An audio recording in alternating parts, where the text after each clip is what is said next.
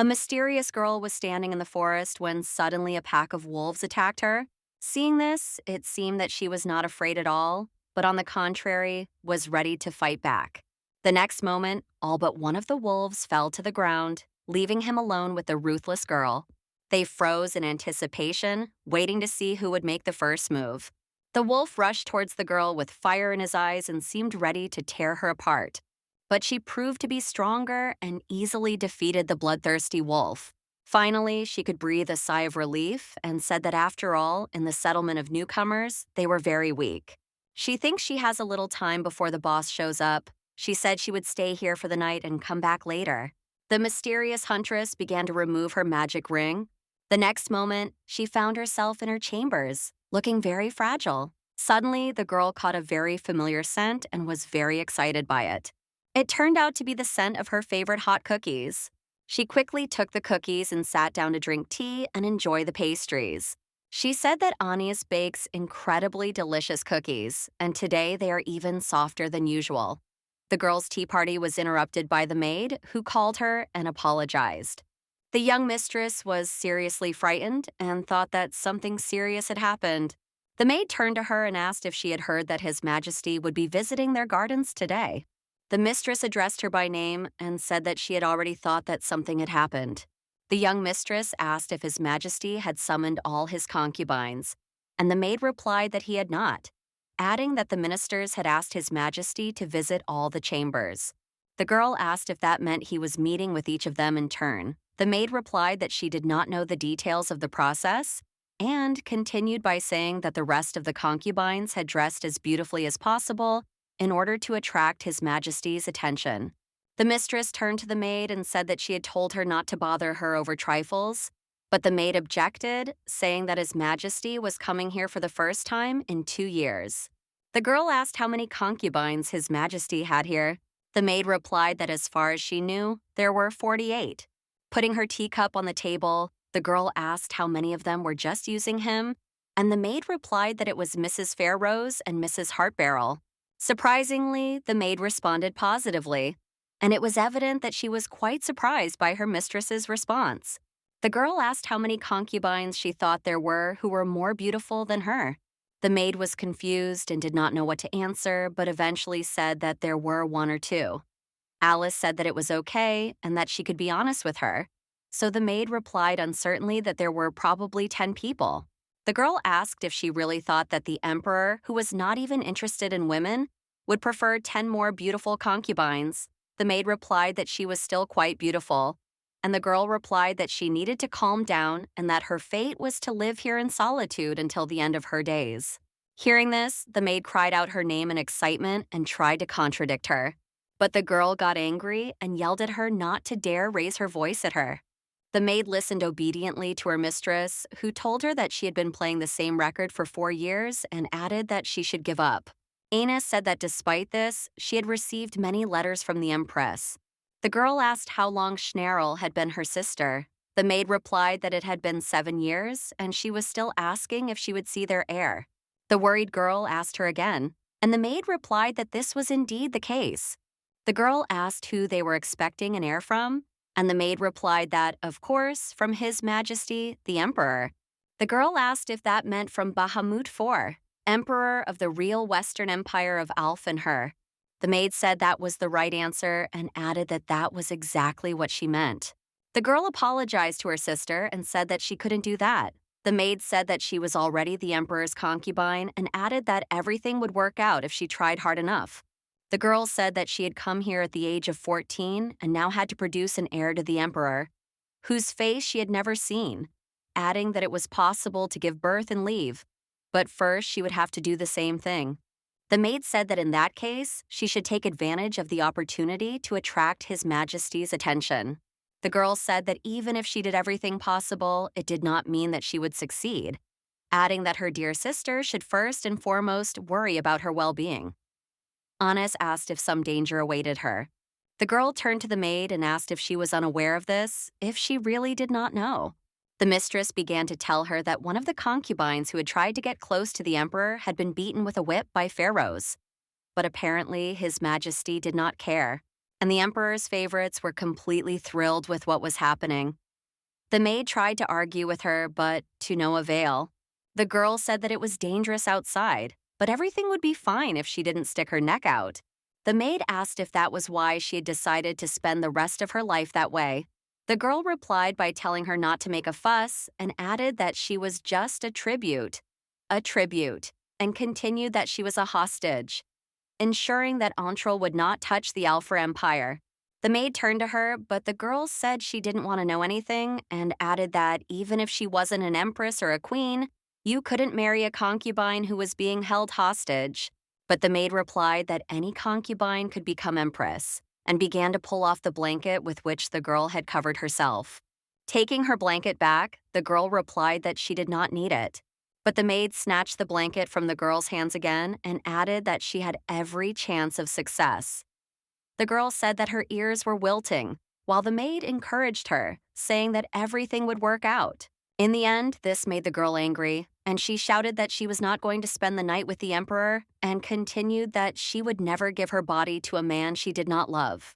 The maid blushed and said that she was too straightforward. The girl added that she also wanted to find a lover. The maid was concerned about this news and said that if anyone found out, she would be executed. The girl reproached her, saying that she did not come to her, and yet she wanted to deprive her of her freedom. The worried maid asked her mistress that, although she said so, she did not dare to continue. A little later, she asked if Alice meant the virtual reality of divas. The maid said that no matter how much the emperor loved her, having a lover was punishable by death. The girl asked her to leave and not bother her anymore. The maid burst into tears and began to run away, saying that it was a nightmare and adding that she would tell the empress everything. Alice shouted after her that she always told her everything anyway. The girl wondered if she had lost her mind and thought that she did not want to make her cry, even if she would soon return as if nothing had happened.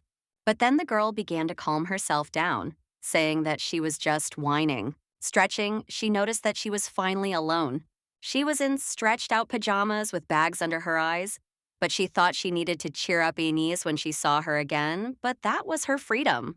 Looking in the mirror, the girl said that at first glance she might look like a potato, but if you looked closely, you could see a kitten. Lying on the sofa, the girl said that Shnarev had looked at her once and said that her style wasn't good enough, but she added that she loved herself the way she was, which is why everything was fine. Alice said that even more than that as she reached for something on her table. It turned out to be a ring that allowed her to enter virtual reality. The girl went on to say that she got married at 14 and that it had been 7 years since their last meeting with the emperor. She continued by saying that she would spend the rest of her life here, eating whatever they gave her. As soon as a girl became a concubine, each of them went through a wedding ritual, where the emperor acted as the groom, but this ceremony did not give her the status of empress. The girl put her magic ring on her finger and was ready to embark on new adventures. Her ring glowed, and she realized that although her life had turned out this way, she was quite content with this reality. Finding herself in another world, the system welcomed Alice to the virtual world. She felt good as long as this place existed, which meant a lot to her because in virtual reality, she had a different life. When the girl was in this world, she felt that it was truly a free world, that it was different from reality. The girl thought that those who came here for the first time were probably frightened by the local deserted atmosphere. But this place was better than a cage, and there was a fresh scent of nature here. And instead of tight dresses and nightgowns, there was the comfortable and free form of an assassin. The girl thought that she was certainly not one of them, but she really liked this outfit. Looking at her information table, the girl said that, judging by everything, there was still no boss. The girl was indignant and asked how many more they needed to catch before he would appear, when suddenly monsters appeared behind her. Turning around, she noticed them but was not afraid. Skillfully dodging the monster's blow, she asked why only these small creatures were here, although the monster looked very big, strong, and terribly bloodthirsty. But this did not scare the girl in the slightest. She grabbed her sword and rushed at it. With just one skillful swing of her sword, the monster was quickly defeated. After destroying the monsters, numbers appeared, reflecting the experience gained. Looking at them, the girl guessed that, judging by their number, these were mid-level mob bosses. but she wasn't really interested in things like level or health. But suddenly, the girl received minus 100 points, which greatly alarmed her. She said that she seemed to have miscalculated her strength and thought that if you harm nature here, your stats go down. But with her level, she shouldn't worry about such things, except that she hates negative numbers. The girl said that she should have guessed that the catch would be poor since it was near the newcomer's settlement. Alice remembered that it was time to visit the main boss. She was very curious to see how many wool balls she had left from the Lord of the Dense Forest. Looking at her inventory, she noticed that there were 5 left. The girl was delighted because that meant she had 5 more to destroy.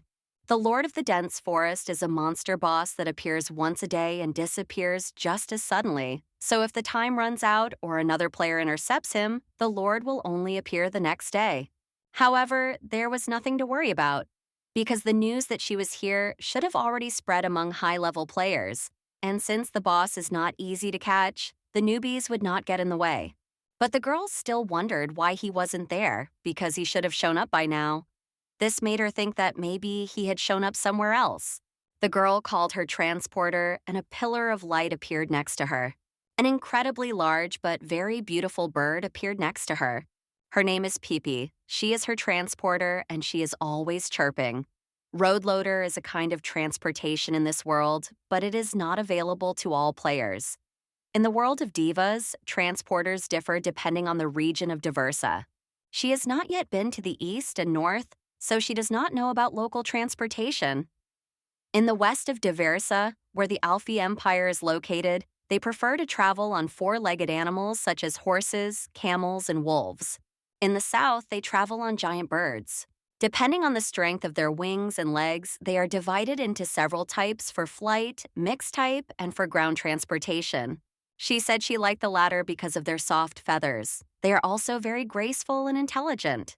Alice asked Pippi to find her the ruler of the dense forest, and the bird immediately ran off to fulfill the girl's request.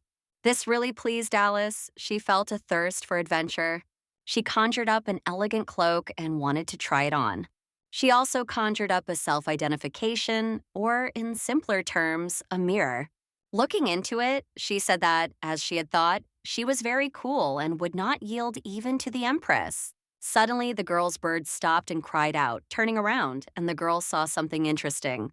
Standing before her was the very ruler of the dense forest. He stood before her, and she could calm down because he was still there. But something bothered her because he usually attacked first. But now something was different. Alice was quite surprised because there was something much more interesting than the Lord of the Dense Forest. Another player was fighting him, but he was too far away, so the girl couldn't see him. The name of the other player could be found out by engaging in combat with him or if he revealed it himself. But the girl knew that, no matter how you looked at it, he was a complete novice who had just entered the virtual reality of Davos. She thought that only noobs would attack the Lord of the Dense Forest, regardless of the difference in levels. Alice thought that he, like the rest, would die, but the settlement nearby would take about an hour to return to. Only the pain would be the same as in the real world. Besides, if you die in the virtual world of divas, you can sleep for several days in real life. The girl understood that she had no choice. She had to destroy the monster before it killed the newcomer. The girl rushed at the monster, and in the next moment, she emerged victorious from the battle. She thought that this was not stealing someone else's monster for sure. But suddenly, after the girl received 500 points, 300 were immediately deducted, and she did not understand what was going on. She received the wool of the Lord of the Dense Forest and said that it didn't seem like a mistake. Or had she harmed the local flora again? But she was reassured by the fact that she had received the necessary items. She thought it was time to go back when she suddenly received a message that she had new adventure pants. She looked over at the newcomer and realized he wasn't there. She was puzzled by his disappearance. She said that judging by this, he had been caught and died along with the monster. The worried girl thinks she needs to check the player kill logs. The location and time of the player's murder, as well as the names of the deceased and the killer, are recorded in the logs. In the logs, she saw that it was the 14th day of the wind, Bahamut. The names used in the virtual reality of Devas are real names in the world of divers. The first name, last name, or patronymic is chosen by the system. The girl thinks that if it was the emperor, then punishment would be inevitable. But the girl thinks that there are many people with such names, and the emperor himself is probably in the garden right now. The girl thought that it was precisely because they had the same name that things got better. No matter what power this name has in real life, here she is, a high-level player. She thinks that all the information about her is in the records, which is why he will definitely come back for his pants. The girl wondered how long it would take him to return. The girl thinks that this is a high-level player, but with a beginner, it's a completely different story. In virtual reality, the players' faces are the same as in real life. The girl summoned a gray wolf cub and said that he must grow up as quickly as possible. He is still small, but with training, he will become an excellent assistant. Suitable for a carrier, wolves can participate in battles, which makes them even more versatile and increases their value. The girl began to train him, ordering him to sit and give her his paw. Later, she began to pet him and called him a good boy. The girl decided to throw him a stick. She knew she wasn't very good at it, but she threw the stick anyway. He took it in his teeth, then got a little sad and eventually chased after a frog. The girl started yelling at him, asking where he was going and ordering him to come back. An angry boy appeared behind the girl and spoke to her very disrespectfully. She was very surprised, and when she turned around, she saw a tall, fair-haired boy in front of her. He asked her if she was Alice, and the girl couldn't believe that he had finally appeared. The girl, of course, suspected that the newcomer she had thrown into the RC would come for her. But she could not have expected the next two things. The guy addressed her dismissively, asking if she was Alice. First, she didn't expect to hear such an attractive voice. And the second thing was that at their first meeting, he would speak to her so familiarly. The girl thought that this meant that from the very beginning, he would speak so bluntly. She wondered if she should just throw her pants at him and leave. But despite this, his voice really attracted her. She decided to just look at his face and leave. Turning back to him, she said that was the case. Alice asked him if he was Bahamut, thinking to herself that he was the first to decide to engage in informal conversation. The boy replied with a sly smile, and the girl silently told him not to complain now. Looking at him, the girl thought that what was important was that he was about 185 centimeters tall, and he was so handsome. She became curious about who he was and even wondered if he was an alien. She also thought that, of course, she didn't know where he was from, but for some reason, she was so excited. But then she remembered that she actually wanted to find herself a lover. Looking at him, the girl came up with a cunning plan, while the guy did not understand what was going on. Alice began to evaluate him and thought that he was a new set of adventure seekers. And she also saw a sword in him. And something else interesting, namely the absence of pants. Looking at him, the girl could barely contain her laughter, because he was also wearing underwear designed for novice adventurers. And she continued that, since he was a novice, basic abilities were to be expected. The girl thought that the longer she looked at him, the more she rejoiced. The guy told her that he was shocked. This surprised the girl, and the guy continued that she had killed a person, and instead of apologizing, she was cynically assessing the situation. The girl apologized and added that here, RC happens often because of all sorts of little things. Alice added that how can you enjoy yourself when you worry about trivias? The guy was disappointed and silent, while the girl thought that there was something cute about it. She even wondered if it was really possible to try to start a virtual love affair. Alice thinks that maybe she said that to annoy Annie's because of her tone, but as soon as she met a guy who isn't so bad as a partner, she feels that she really wants this. But she didn't know how to start a relationship in the virtual world. She thinks she should help him level up. The girl said she heard that many couples developed relationships in this way. However, she did not forget to mention that, of course, after that, they broke up because of the gap between the real and virtual worlds. But in any case, this lit a fire in her eyes. She thinks that virtual reality is such that it is unclear where Bahamut came from. And she thinks that if not her, then someone else will come for this man with his appearance. Alice smiled, and she was sure she had made the right decision. The girl understood that she would steal this guy's heart and understood that she needed to get him out of there before any of the other players saw him.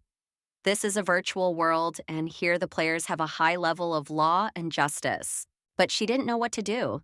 It seemed that she had sat in the corner of the Imperial Palace for so long that she had forgotten how to communicate with people. She began to remember how she had behaved before arriving at the estate. She remembers attending a ball when someone approached her. They turned out to be incredible guys who said that she looked incredible and asked why she was so beautiful and pretty. Smiling, the girl thanked them. She remembers that every time she talked to young people, they all smiled and gave her many compliments. She understands that the first step will be smile surgery. Smiling, she thinks that she is also beautiful and does not lose out to his incredible looks.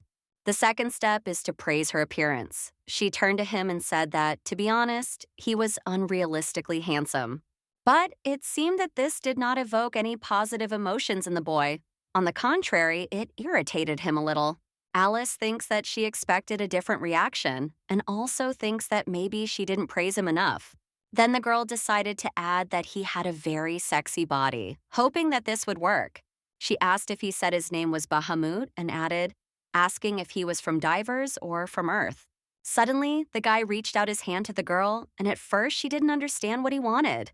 Later, she came to the conclusion that this was how he was asking her to return his pants. Calling out to the boy's clothes, she asked him if he could answer first. Despite her efforts on the romantic front, she waited an entire hour, not just to return his belongings. The young man instructed her to return his pants. It seemed to the girl that he did not quite understand her words. Alice turned to him and said that when he answered, she would return them. She asked him if he was from Divers or where he was from. The guy replied that he was ready to make peace with RC and forget about the incident. But pulling out his sword, he said that she didn't seem to understand the whole situation. The girl noticed that he was quite impatient and asked if he was going to defeat her with his sword. The guy asked if she really thought he would lose to a woman. The girl didn't understand why he was being so stubborn when he could have just answered the question. She also asked if she had really imagined it, and he said that he wouldn't lose to a woman. Judging by how he brags, he is not modest. It seems that this guy does not distinguish between the virtual and real worlds at all. Of course, real-world skills can be used here too. However, this only applies to experience, not combat abilities. If the virtual level is not high, then the body will be corresponding. In other words, physical abilities here and in the real world are different things. Alice thinks he hasn't grasped this yet. She said that everything here is indeed virtual. But perhaps it would be better to read the instructions before entering here. The guy yelled at her to shut up. The girl was surprised and noticed that he had the best stance of any of the local players she had seen. She came to the conclusion that he was probably a knight in real life, but there was something that made the girl worry. With the sword of a novice adventurer, she could handle him with her bare hands. Looking at him, she thought that if he was so serious, it would be very tempting to tease him. The guy asked if she really thought she could handle him with her bare hands. He said he understood her and that in that case, it would look suspicious if he, with a sword, were to be an opponent for a defenseless woman. Alice noticed that he was following the rules of etiquette when dealing with a woman. The boy hid his sword and said that in that case, he had no need to use a weapon. She wondered if he was really serious about fighting her, but told him that in that case, he could attack first. Standing in a fighting stance, the guy said that she was truly an incredible woman. The girl asked if he had any doubts and added that she had once caught a bear with her bare hands, while the guy rushed towards her. But the girl skillfully dodged his blow and added that, looking at it, he could use a sword, but he still wouldn't win. The guy got very angry, his face showing unyielding rage, and the girl smiled broadly at him as if nothing was happening. Alice also skillfully dodged the boy's next attack and touched his head with just one finger. Suddenly, the boy's health began to decline rapidly, and then he died. The girl was shocked, but it was to be expected. Alice felt a little awkward and even said that she didn't want to kill him at all. Leaning over to him, the girl said that she was not going to return the pants because of this and asked if he understood. The girl said that if he came back to life and left them here, they would just disappear, and added that they could stay with her for now. The girl noted that her name would be on the RK system list and pressed it. He would be able to contact her. Alice asked him to call her when he came back to life. But she noted that if he didn't need the pants, he didn't have to do that. Teasing him a little, Alice added that she hoped he wasn't too upset that she had killed him and that it wouldn't affect his desire to see her again. Alice said that she was still a little sad at the thought that they might never see each other again and asked him not to give up on the matter, adding that when he meets someone for the first time, it is important to be polite. And in general, if he had asked politely from the beginning, she would have returned his things without hesitation. She said that politeness is very, very important, and she would return them when they saw each other again. Alice received minus 300 points and again received a message that she had received the newcomer's pants, which made her laugh. Laughing, she wondered if she had been too cruel because she was only going to return the pants and leave, but she couldn't help herself. The girl said that he had been so rude to her, and yet she had waited for him for an hour to return the pants. In the end, Alice thinks she feels a little sorry for him because he died from her attack, was resurrected, and was killed again. She wondered if he would come again. She felt guilty that because of her, a person could abandon virtual reality, even though she thought she had complimented him. But she had a feeling that she was stuck in something very bad. Perhaps it was because she had never been in a relationship that she felt like she was doing a lot of things wrong. She wondered if he thought she was some kind of pervert. She also thought she needed to learn how to make a man fall in love with her. Alice called her geography tutor, who looked incredibly cute. He asked the girl what she wanted to know. Alice called him cute and said she wanted to hug him. But the assistant told her that she could only ask questions that he could answer. The girl agreed with him and asked where the large diver's library was located. The assistant replied that the library was in the western part of the city where she was staying. Alice asked how long it would take to get there. The assistant replied that it would take about 3 months on foot, but there was a carriage nearby that she could take if she wanted. But the girl interrupted and said that it was too far and asked if there were any libraries connected to the Alfrey Empire. The assistant replied that there was the Alfrey Imperial Public Library and the Alfrey Community Library, and the girl asked how far they were. The assistant replied that it would take about 3 days on foot, but there was a carriage nearby, and he continued by saying that if she took it, it would take about 4 hours. Alice dismissed the geography assistant, saying that she understood everything. She thinks that she usually uses the virtual library, but today she is very far away. She believes that it might be faster in the real world if she goes to the Imperial Library of Argor. She thinks that it takes so much effort to have fun and fall in love in virtual reality. She thinks that you won't be wandering around without pants and believes that she will return very quickly. The system sent a message that it is disconnecting from the virtual world. And the girl finds herself back in her room. She thinks it's time to get ready to go out. At this moment, the maid entered Alice's room and apologized for disturbing her. The girl tells her maid that she is going out and asks her to bring her a dress. The maid was very excited by this news and turned to her, saying that her feelings had finally reached her. Holding the girl's hand, the maid said that all the ladies were gathering in the garden and they still had time to join them. The maid said that she had already prepared everything and would bring her clothes right away, and left the girl, singing as she went. They began to get ready, and it seemed that the whole estate could hear the girl screaming in pain. The maid asked her to be patient because she needed to tighten it a little more. The girl shouted that she would break her ribs, and the maid shouted that she knew it didn't really hurt. When she was done, the maid couldn't look her in the eye and said that, as expected, it suited her very well. The girl was shocked by such revealing clothing and said that her breasts were visible, covering them with her hand.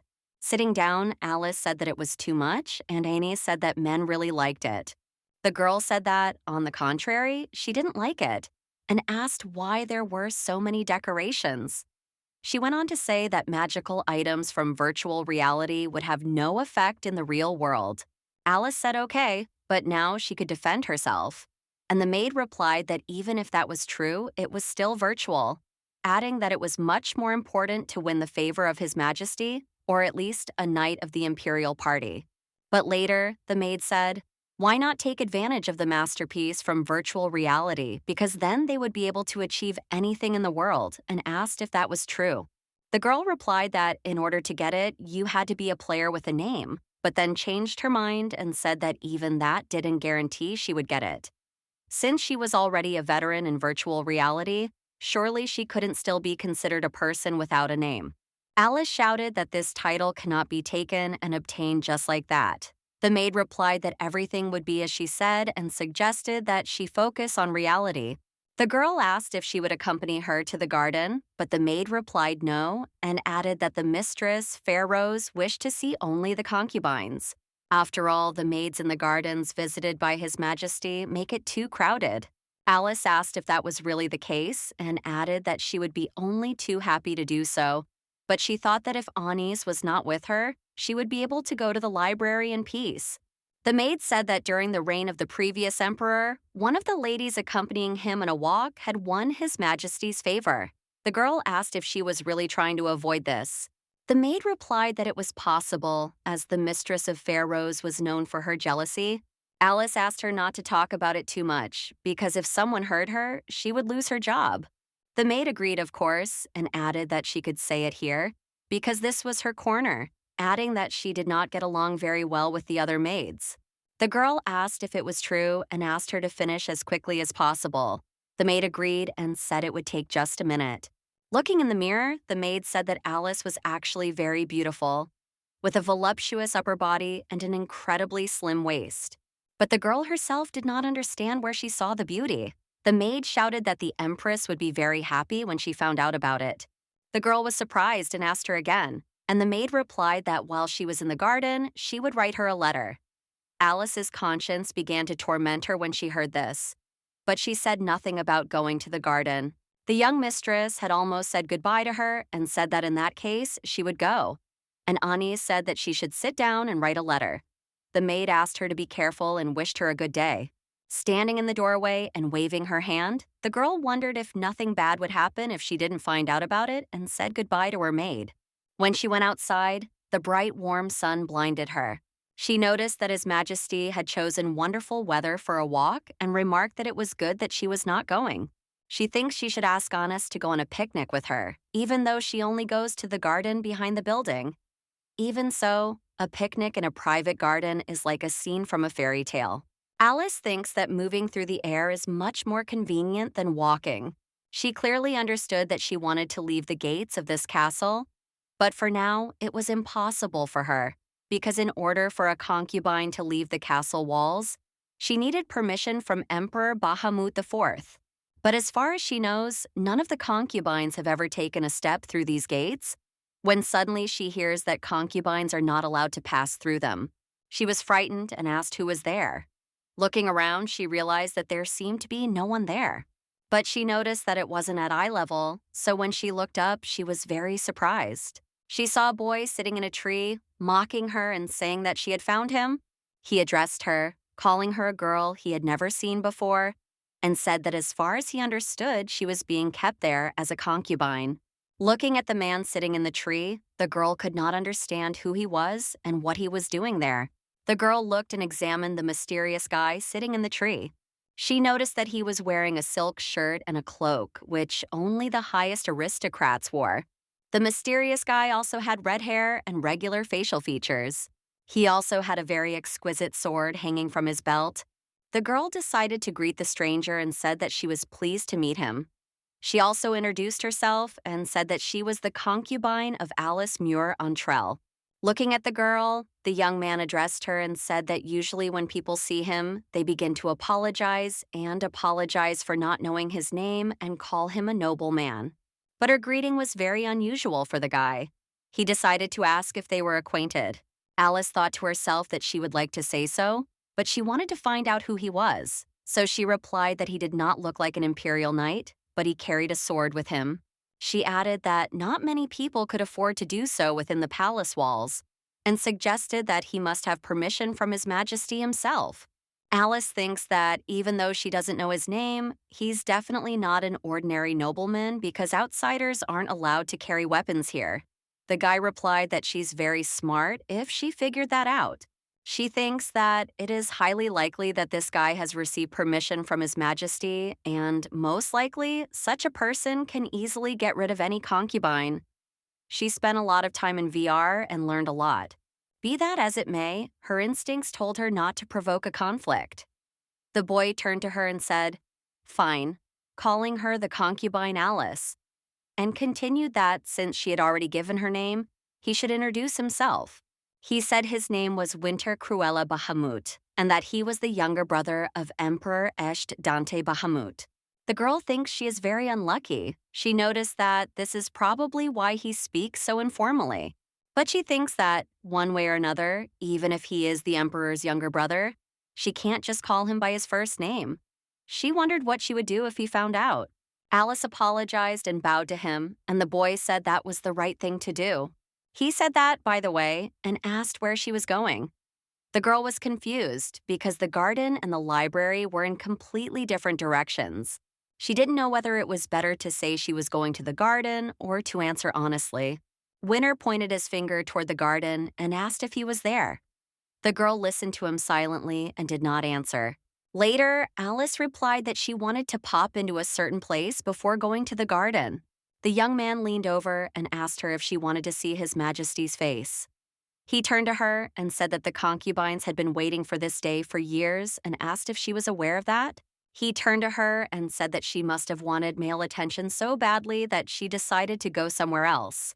The girl was curious about his relationship with the emperor and continued to wonder if, in order to avoid conflict, she should study the family tree of the imperial family. Mentally, she forced herself to be patient, but she also wanted to go somewhere far away to immerse herself in VR. She thought that the other concubines must be preparing for the party, but based on their recent conversation, they also did not know about the existence of this guy, which meant that he did not often appear in public, while the guy asked her what she was waiting for. He began to reach his hand toward her face and asked if she thought about how close he was to the emperor. The girl was very surprised by his move and instantly jumped away from him. He did not understand the girl's reaction and said that she was just a concubine that no one needed. He continued by saying that, nevertheless, she wouldn't even give him a chance to touch her hair. The girl wondered what was wrong with him. After all, he was using his position to do all sorts of terrible things, and she thought it would be good to hit him with wind magic and end it all. But she couldn't do that because it takes some time to charge a spell. And besides, if people found out that she possessed magic, concubines were not allowed to possess magic so as not to endanger the emperor. And she understood that she would have to control herself to avoid such an end. The young man asked if it was really so difficult for her to answer his question. She said that His Majesty had said that she did not have to attend the party, and added that she would now ask to be allowed to leave, saying that she had things to do. Winter smiled slyly and asked if she had things more important than his brother. He added, asking if that meant she wasn't interested in him at all, but the girl didn't answer. She thought there was no point in answering this question because her feelings had nothing to do with the emperor. The guy said that something told him that she was going to continue sitting alone. He added, asking if she had already given up like a stray dog. This greatly angered the girl. She seemed ready to hit him on the spot, and she also thought about summoning the goddess of the wind, so that she would shut his nasty mouth. She grabbed him by his shirt and started yelling at him to shut up, calling him a redhead. She asked who gave him the right to mock other people and shouted that she envied him very much. But this was only in her thoughts, because in reality she had to bow to him and say that he was very clever. She turned to him and asked if he would allow her, a pitiful concubine, to leave. The guy didn't understand and was very surprised by the girl's answer. He asked where she was going, which annoyed the girl considerably, but she had no choice but to say that she was going to the library. Winter didn't answer her, and she asked if she could leave now. The guy didn't answer her, and she didn't understand what he was waiting for. Alice didn't think he wanted to continue, but she still didn't get permission to leave. But she decided that silence was a sign of consent, so she bowed to him. She hurried away to leave him alone. Suddenly, she heard the boy ask her if she wanted to know how to escape from the castle. He asked if she wanted to ride freely, feeling the wind in her hair. The girl looked at him with interest, but did not rush to answer. Smiling slyly, the guy told her that maybe she wanted him to give her an idea. Looking at him, the girl thought he was very rude and didn't even know what to think about what he had said to her. She decided to ask him if he could really do it. The guy started looking at the girl appraisingly, and it seemed like he was up to something bad. Looking at the girl, he said that she had a very nice figure. This really angered the girl because she understood what he was getting at, but the guy said that it was very simple. He offered her to become his concubine and added that then she would be free. The girl did not understand what this sudden proposal meant and what he was talking about. The guy smiled slyly and asked if she didn't believe it. Meanwhile, Alice did not understand what he was talking about because, as far as she knew, such a thing was impossible. The young man turned to her and said that if the emperor was not going to have an official wedding with her, then it would be enough for them to get his permission. He also said that this had already happened with two of his concubines. Alice couldn't believe it, wondering if it was really true. The young man said she had nothing to worry about. Winter added that they were all very happy there, and the girl thought that he didn't seem to be joking, but she didn't trust him either. She was curious to see how he would persuade her. The young master said that not everyone is so lucky, but fortunately, she was just his type. He also said that as soon as he appealed to the emperor and received his permission, she would be able to leave the castle as often as she wanted, and ordered her to wait. The girl turned to His Majesty and said that his joke had gone too far and suggested that he pretend that this conversation had never taken place. He asked the girl if she really thought it was a joke and added that he liked her character, but the only thing that could stop him was death. The girl looked at him silently and said nothing, but thought that he was truly insane. Of course, she didn't say that she found him disgusting, but what did he think he was, the emperor? The guy said that His Majesty had come to the garden only because his ministers had forced him to. So far, he had never slept with a concubine. He also said that this was unlikely to ever change. The girl thought that this couldn't be true. But Winter said that the only woman Bahamut VI sleeps with is his wife. He added that he was not interested in concubines at all. The girl replied that she had heard something different and asked if the mistress of Pharaohs and the mistress of Heartbarrel were not going to come to the garden. He replied that they were the very concubines he had mentioned. The girl couldn't believe it, because if they were concubines of this type, why did they fight so desperately for a chance to meet His Majesty the Emperor? The boy said that if others found out about this, all the blame would fall on her, and asked her to be more careful about it. The girl silently begged him to be quiet and continued that it wasn't that she wanted to tell anyone. She just didn't want to attract attention. He was sure that she understood this herself, but how could he bring girls from other countries just to make them empresses of their country? He added that the emperor was not being ceremonious for a particular reason. The girl thinks that maybe he is wrong, because the vassal states consider Bahamut IV a tyrant. She added that if he didn't like something, not only the Empire of Alfrey would be involved in the conflict, but also neighboring states. That's why her sister sent her here as a sign of friendship and acceptance, hoping that she would give birth to an heir. But in all 7 years, she had not spent a single night with the emperor. She was nothing to him, but she did nothing, hoping that such a life would ensure her safety. And although the young man was a little offended, he said she could leave. But before that, he pointed his finger right at her, and she was very surprised. The young man continued, saying that throughout their entire conversation, she had no expression on her face, and added that he was actually going to help her. He asked if she understood and told her to sit down and wait for good news. He said that if she understood him, she could leave. The girl smiled but did not respond. As she walked away, she was incredibly angry because this guy really got on her nerves. While he stood there and waved goodbye to her, Alice thought that if she heard his voice, she would hardly be able to control herself. Suddenly, she felt a strong wind blow through the street, which gave her a very interesting idea. She saw a boy who really annoyed her pile of mud, and everything fell into place. She began to call upon the goddess of wind, Sylphidel, asking her to hear the cry of her heart, asking her to help her in her hour of need, and adding that her prayer would be answered. The next moment, a magical gust of wind lifted the pile of mud into the air, and it flew right into the face of that annoying guy. He screamed, asking how it happened, but the girl just giggled quietly. Alice called him poor and added that he got what he deserved. While the guy couldn't understand what had happened, the girl thought that he shouldn't have bothered her. But suddenly she began to worry that he might have noticed something, but reassured herself that in any case, she would say it was just a coincidence. The only one who knows about her abilities is her sister. Besides, few people can use magic, and the only way to convince someone is to show them how a spell is created. The girl thought that if she could use powerful, offensive magic, her sister would never give her away in marriage. She felt that it was a real pity that she could not harm anyone with her magic. The reason was that, without a teacher, it was very difficult to find books that would allow her to learn magic on her own. And when she finally managed to find books and try to use magic, she could only create the simplest spells. Even so, she has one powerful spell that can be used to attack an airstrike. She recalls using it when she gave her tired sister a massage. According to the books, the history of air magic is very versatile and extremely practical. It is a pity that she cannot use her innate talent. That was when she was 14, before she ended up here. Finally, the girl made it to the library and decided that it was quieter here than she had expected. She approached the books and began to look at what new arrivals had appeared today, and one of the books really caught her interest. It was a chronicle of Davis's tasks, and it was a new volume. She was very curious to see if there were any new quests in it.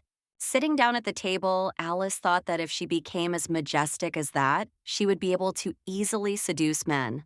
She opened the book and began to read what was new there. Suddenly, she was very surprised to see a way to reach the 100th level. She didn't even know such a level existed and couldn't believe it was true. Her surprise attracted the attention of other library visitors who asked her to be quieter. She calmed herself down and thought that there was even a guide to the levels here. In short, the level system is divided into certain areas. The physical area, which specializes in the use of bows and swords. The magical area, which is related to summoning spirits and using spells. And the healing area. The everyday area includes food, clothing, and housing, while the charisma area is related to territorial management. Experience points are earned for completing tasks, and the maximum possible level is 99. She believes that if you reach level 99 in all 5 areas, your overall level will also be 99. The author stretches the number of pages. She believes that only general information is described here. She was very concerned about how she could reach the 100th level. Suddenly, a man sat down next to her.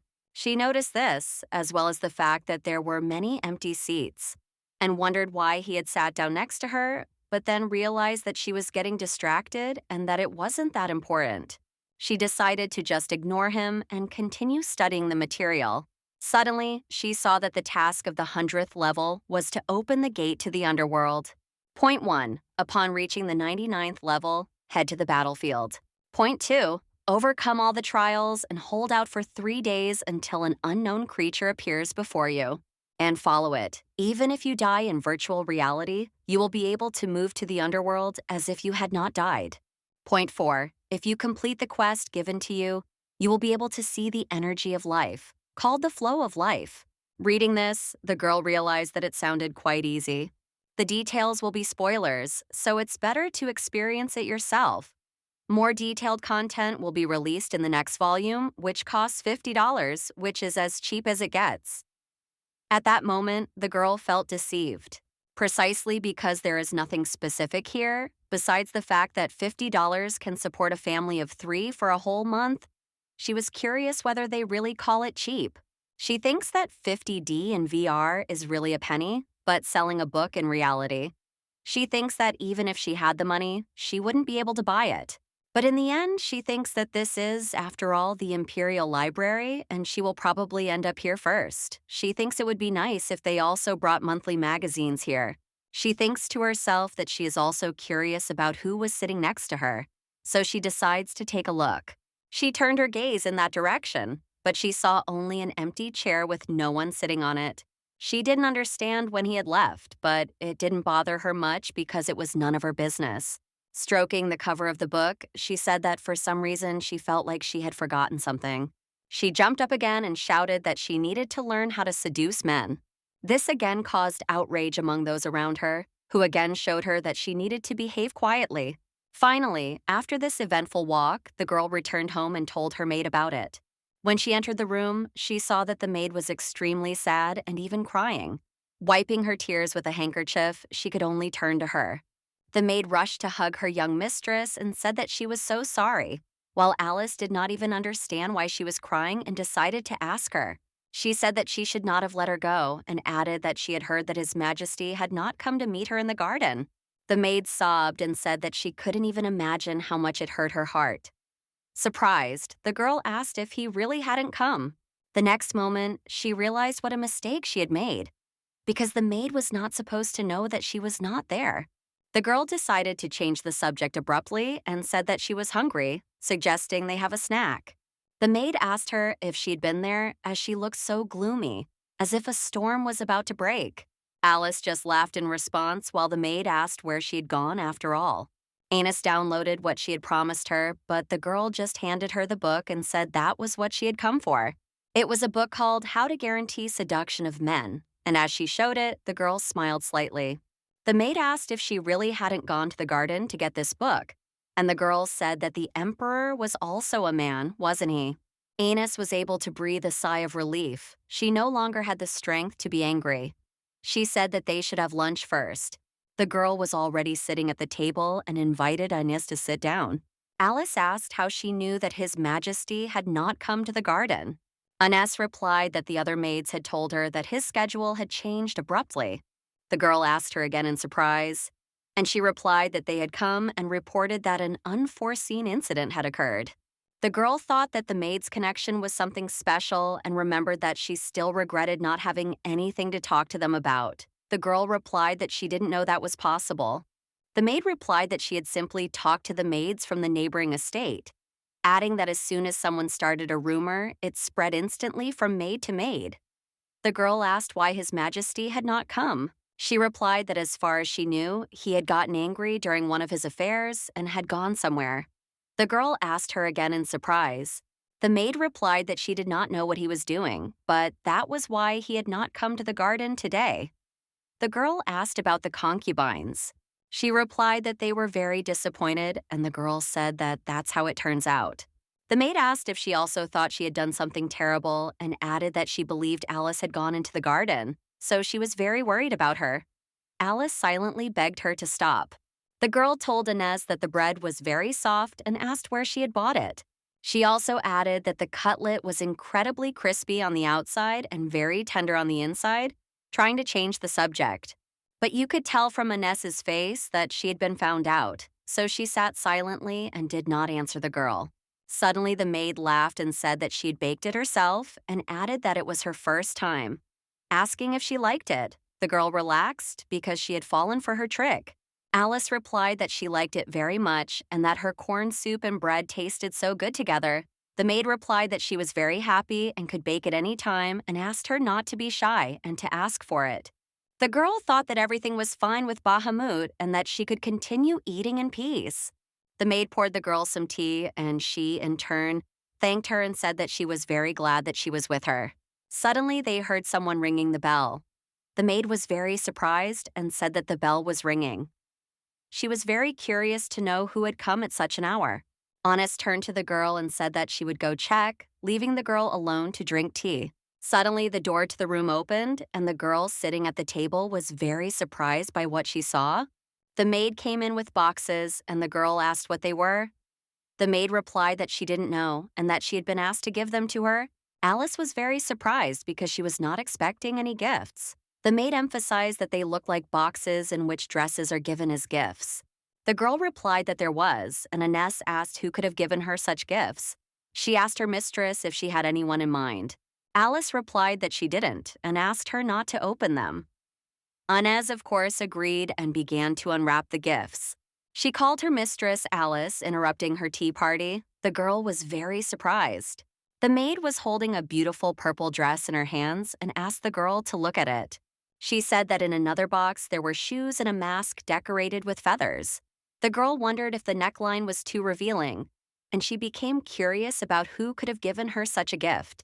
Finally, the maid found a letter. She said it was an invitation to a social event.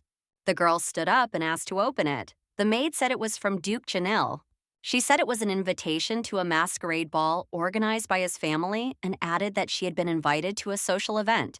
The girl couldn't believe it and asked if it was an invitation to a masquerade ball, especially from Duke Janil. The maid added that it would take place in a week. Reading the letter, Alice noticed that the first page was addressed to Dear Mistress Alice Muir Entrall. She found this strange, as she had never met him before, and she wondered why he had sent her an invitation.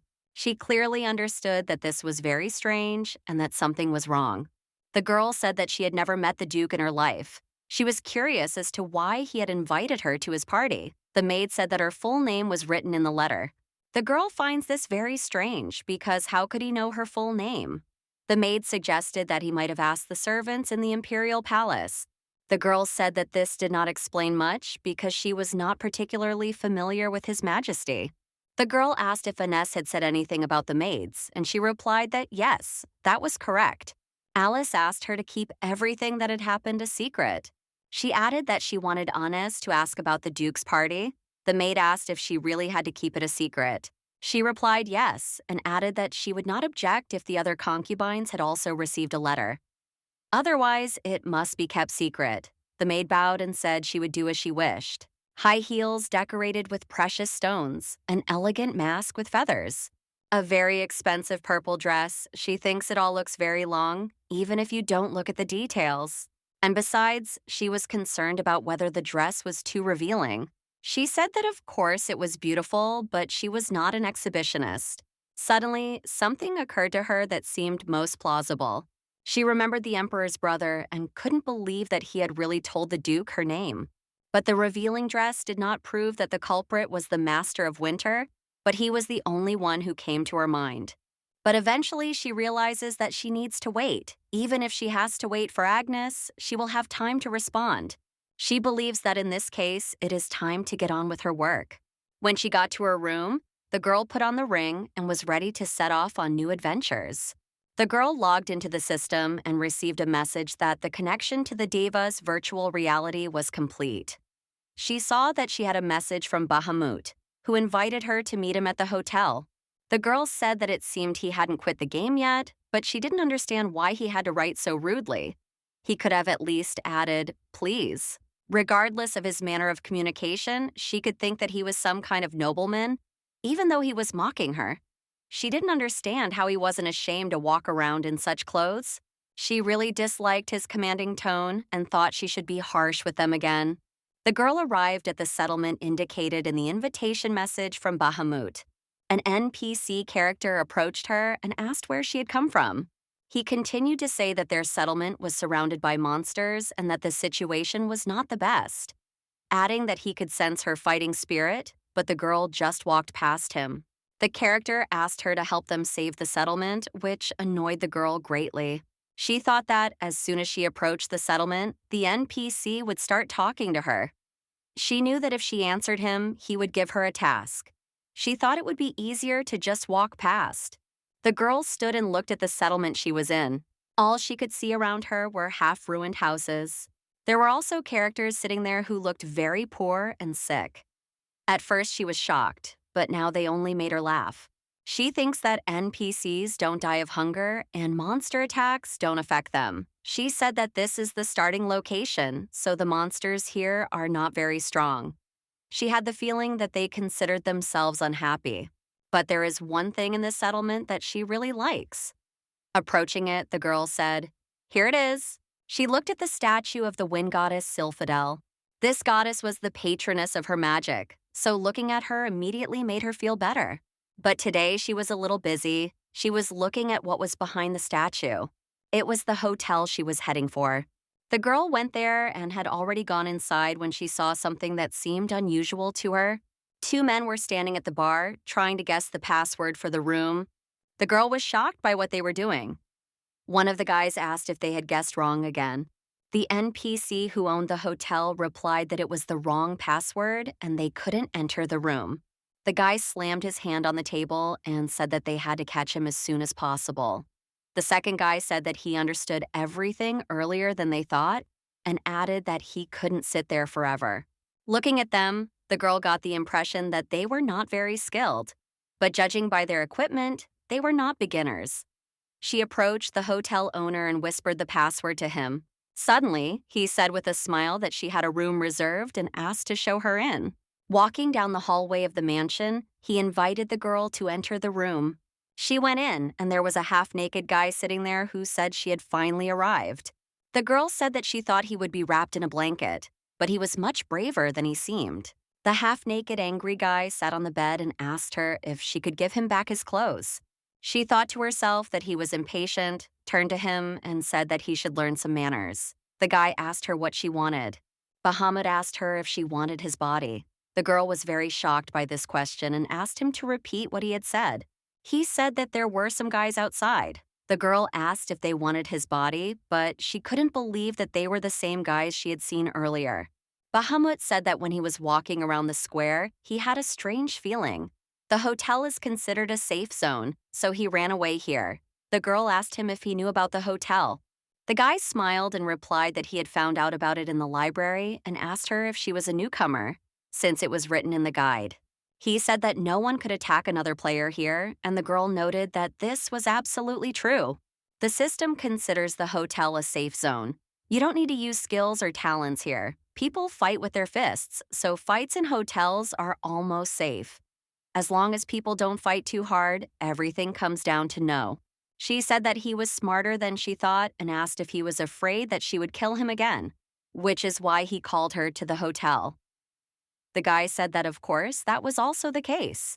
Before he could continue, he grabbed the girl by the arm. She was very surprised that he had suddenly attacked her. He pushed her onto the bed, holding her down with his hands, and said that according to the guide, he had the advantage in the hotel. The girl began to wonder what he was up to because it remained a mystery to her. Alice lay on the bed, unable to move. She could only look at the guy in surprise. He, in turn, seemed to imagine that he had won over her. The guy started reaching for the girl, trying to kiss her. But suddenly the girl shouted, asking what he was up to. The guy was surprised and said that she herself had said that he was handsome and had an incredible body. He asked if she really didn't want it, but the girl continued to lie silently. Alice just turned her face away from him, and the guy didn't understand what was going on and decided to ask her. Bahamut said that at first she was so bold, but when it came to kissing, she fell silent, which amused him greatly. She asked him if he really wanted to kiss her. Bahamut replied that if she wanted him to, he was willing to do so in exchange for his clothes. The girl was surprised by this answer, and the boy asked if she really didn't like him. He said that she asked him whether he was from Earth or from Divers, and finally he answered that he was from Divers, which surprised the girl. But he added that she said he was very handsome, as if she was trying to flirt with him, one of the lowest aristocrats.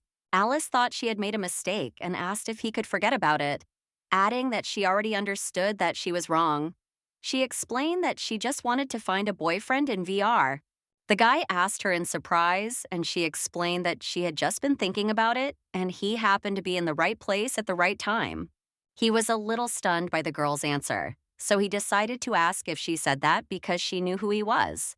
But the girl was even more stunned and asked how he knew that. Bahamut said that he would be very surprised when he found out. But Alice replied that if he found out who she really was, it might shock him too. She also said that they had met by chance, but that they would never see each other in reality. She understood that even if she fell in love with the boy's body, they would never be able to see each other in the real world. This was because she was a concubine, locked up in the palace. And even if he wanted to meet her, he would not be able to do so without encountering the emperor.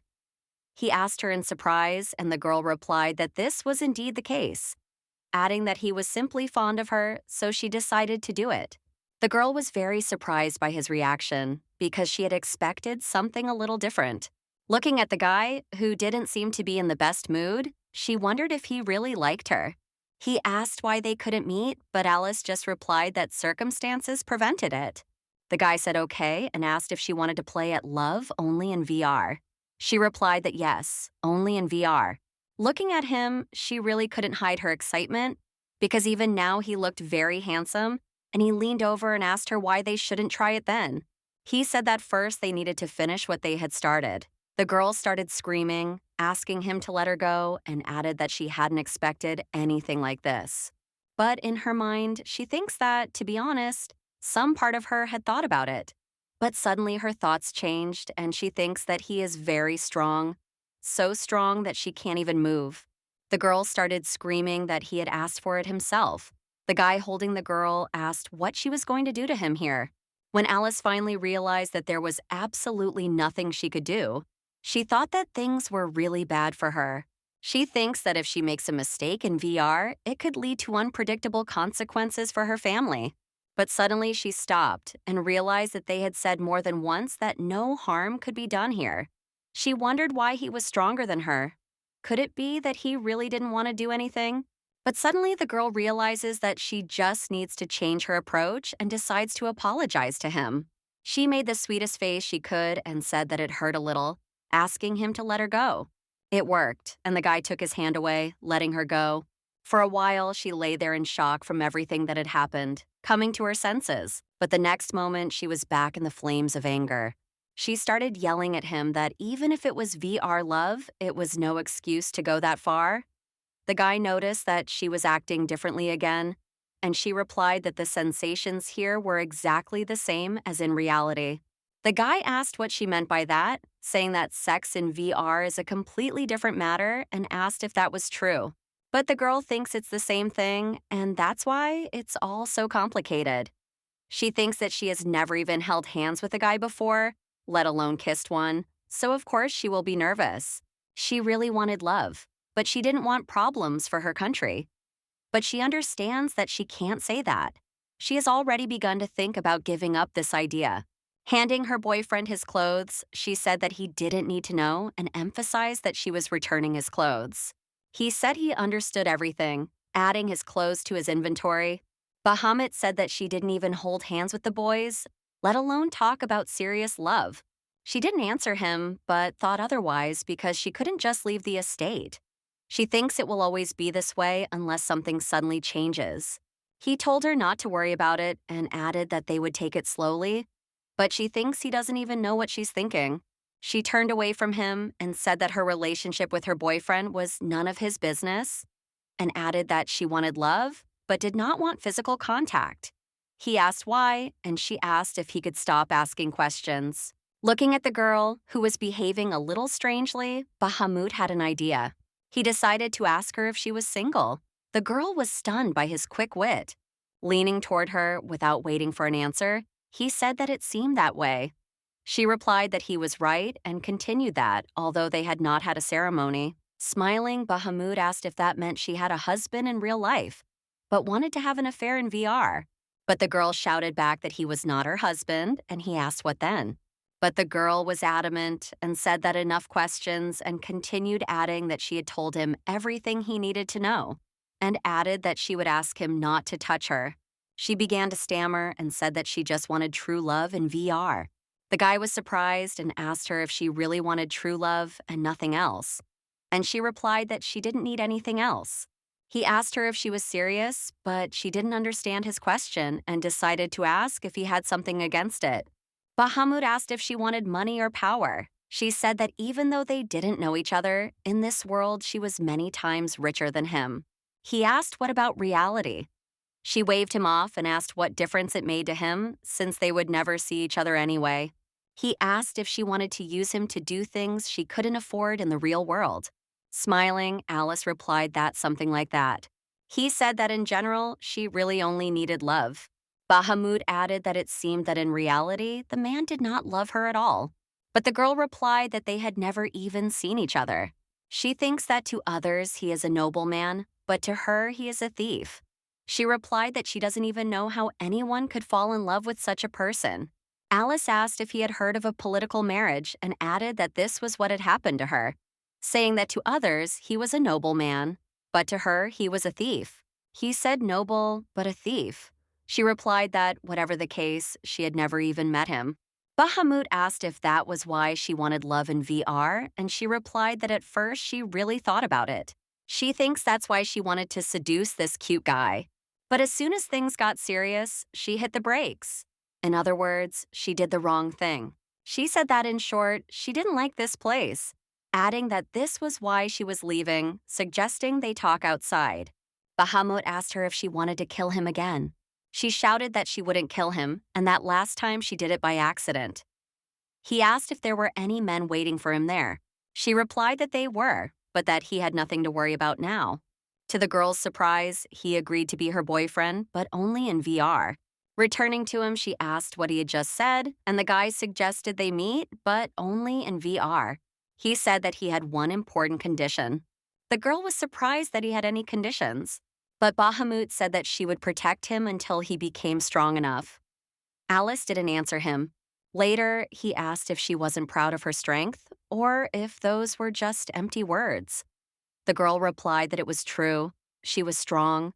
He asked if she could handle the men waiting for him outside. The girl replied that she could easily.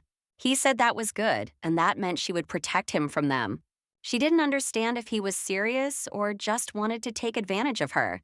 Because looking at his face, she couldn't tell. Bahamut said that in that case, they could continue outside. The girl agreed, and they began to leave the hotel room. The NPC character said that all the rooms were occupied, so he couldn't let them in.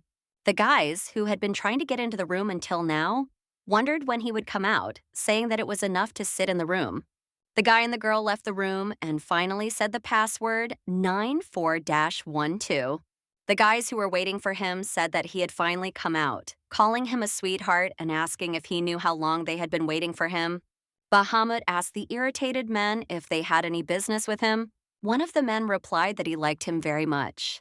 The same man asked if he wanted to have a drink. They invited him to join them, saying that it was a good place to have a drink.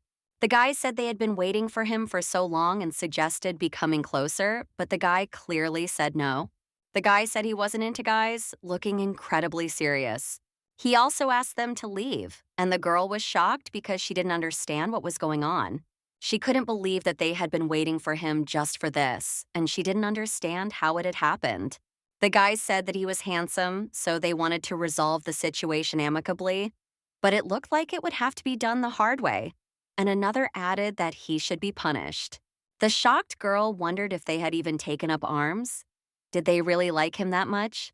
The guy seemed very calm. He turned around and called Alice.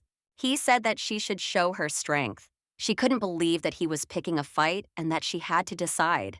The guy leaned over and whispered, asking if she was really going to stand there and watch them beat up her boyfriend.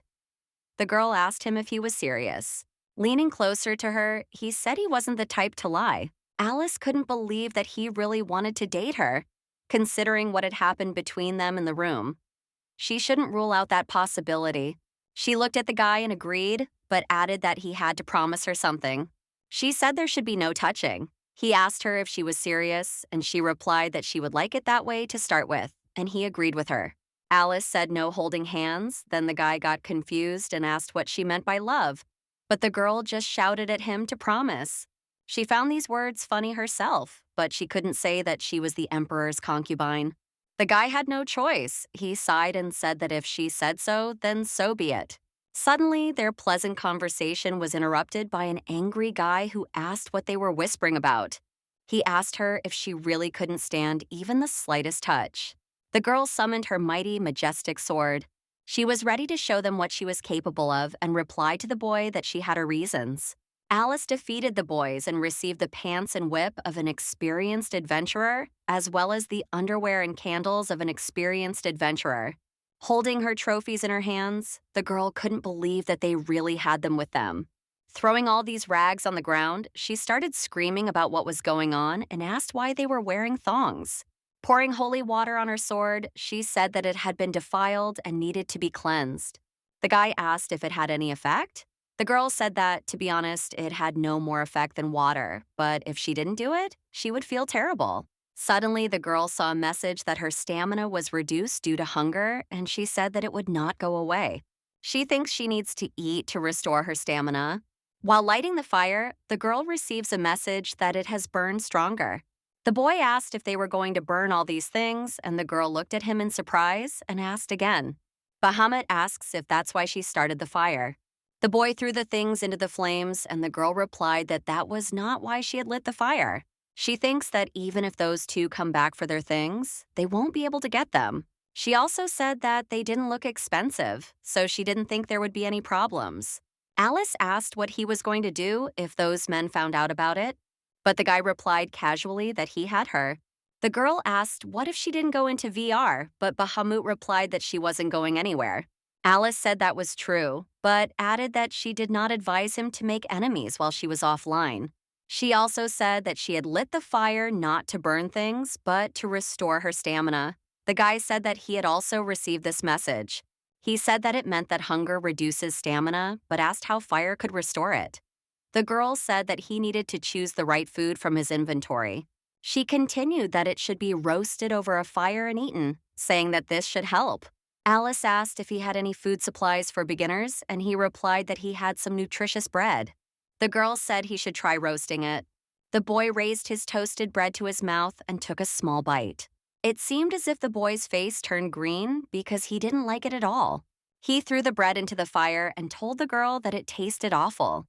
The girl was surprised and asked him if he had just burned it, and he replied that he would not eat it. Alice tried to argue with him, saying that it was edible, but he replied that disgusting food would always be disgusting. She also asked if it was the only food in his inventory. From the look on his face, she realized that this was indeed the case and asked how he was going to restore his stamina.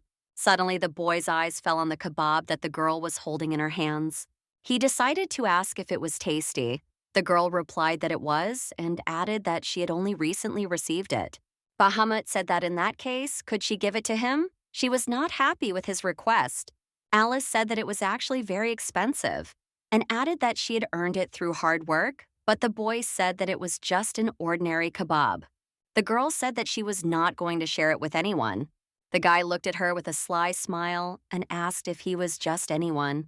He added, asking if they weren't dating. The girl replied that of course they were, but she couldn't understand how he could demand her shish kebab with such a calm expression on his face. Bahamut said that he considered it one of the advantages of being friends with a high-level player and added that it could help him level up faster and also bring them closer together. Alice asked where it was written, and the guy replied that it was written in the Diva's Beginner's Guide. She tried to ask when he had found the time, but the guy interrupted her and said that she herself had told him to read the Beginner's Guide. He continued that this was why he had been going to the library while his character was recovering. The girl found this very strange, as she didn't think he would listen to her advice. Looking at him, she thought that he was much more open than she had previously thought. She decided that she should share with him after all, giving him some food. The guy thanked her, and she replied that she had more. She also began to eat the kebab sitting next to him, receiving a message that she had eaten a well-done kebab and her endurance had increased. The girl asked what he had done, and Bahamut replied that he had eaten one piece and his stamina had also been restored. Alice said that it was obvious that he was a noob. The guy said that he had also seen this word in a book and asked what it meant. The girl explained that it meant a beginner, and he replied that his level was so low that he was full after eating just one piece of kebab. The girl replied that this was true. He asked what would happen if he increased it. Would he have more stamina? The girl replied that food affects his characteristics in this way and added that he gets more from medicinal herbs and meat. He asked her again, and she replied that yes, the percentage increase depends on the type of meat and the quality of the herbs. The guy asked if that meant he had to force himself to eat the kebab. But Alice replied that no, and added that he should eat according to his level. She added that she would show him how to quickly raise his level. Bahamut received a message saying that Alice had invited him to join a group and asking if he wanted to accept the invitation. Alice explained that the yes button meant acceptance and told him to press it, adding that the no button meant refusal. He received a message saying that she had not shared the tasks. He asked if she did not want to do so and added that he had accepted the invitation. The girl said that she had not shared the tasks because his level was too low to perform them. The girl began to sit and look at the tasks that the guy had completed. She asked him if he had already killed 2 monsters. He replied that when he had almost defeated the 3rd monster, the Lord of the Dense Forest appeared, and he asked if it would be better for them to complete this task. Alice asked if he liked to play slowly, but the boy replied no. He said that he wanted to get something, so he needed to level up as quickly as possible.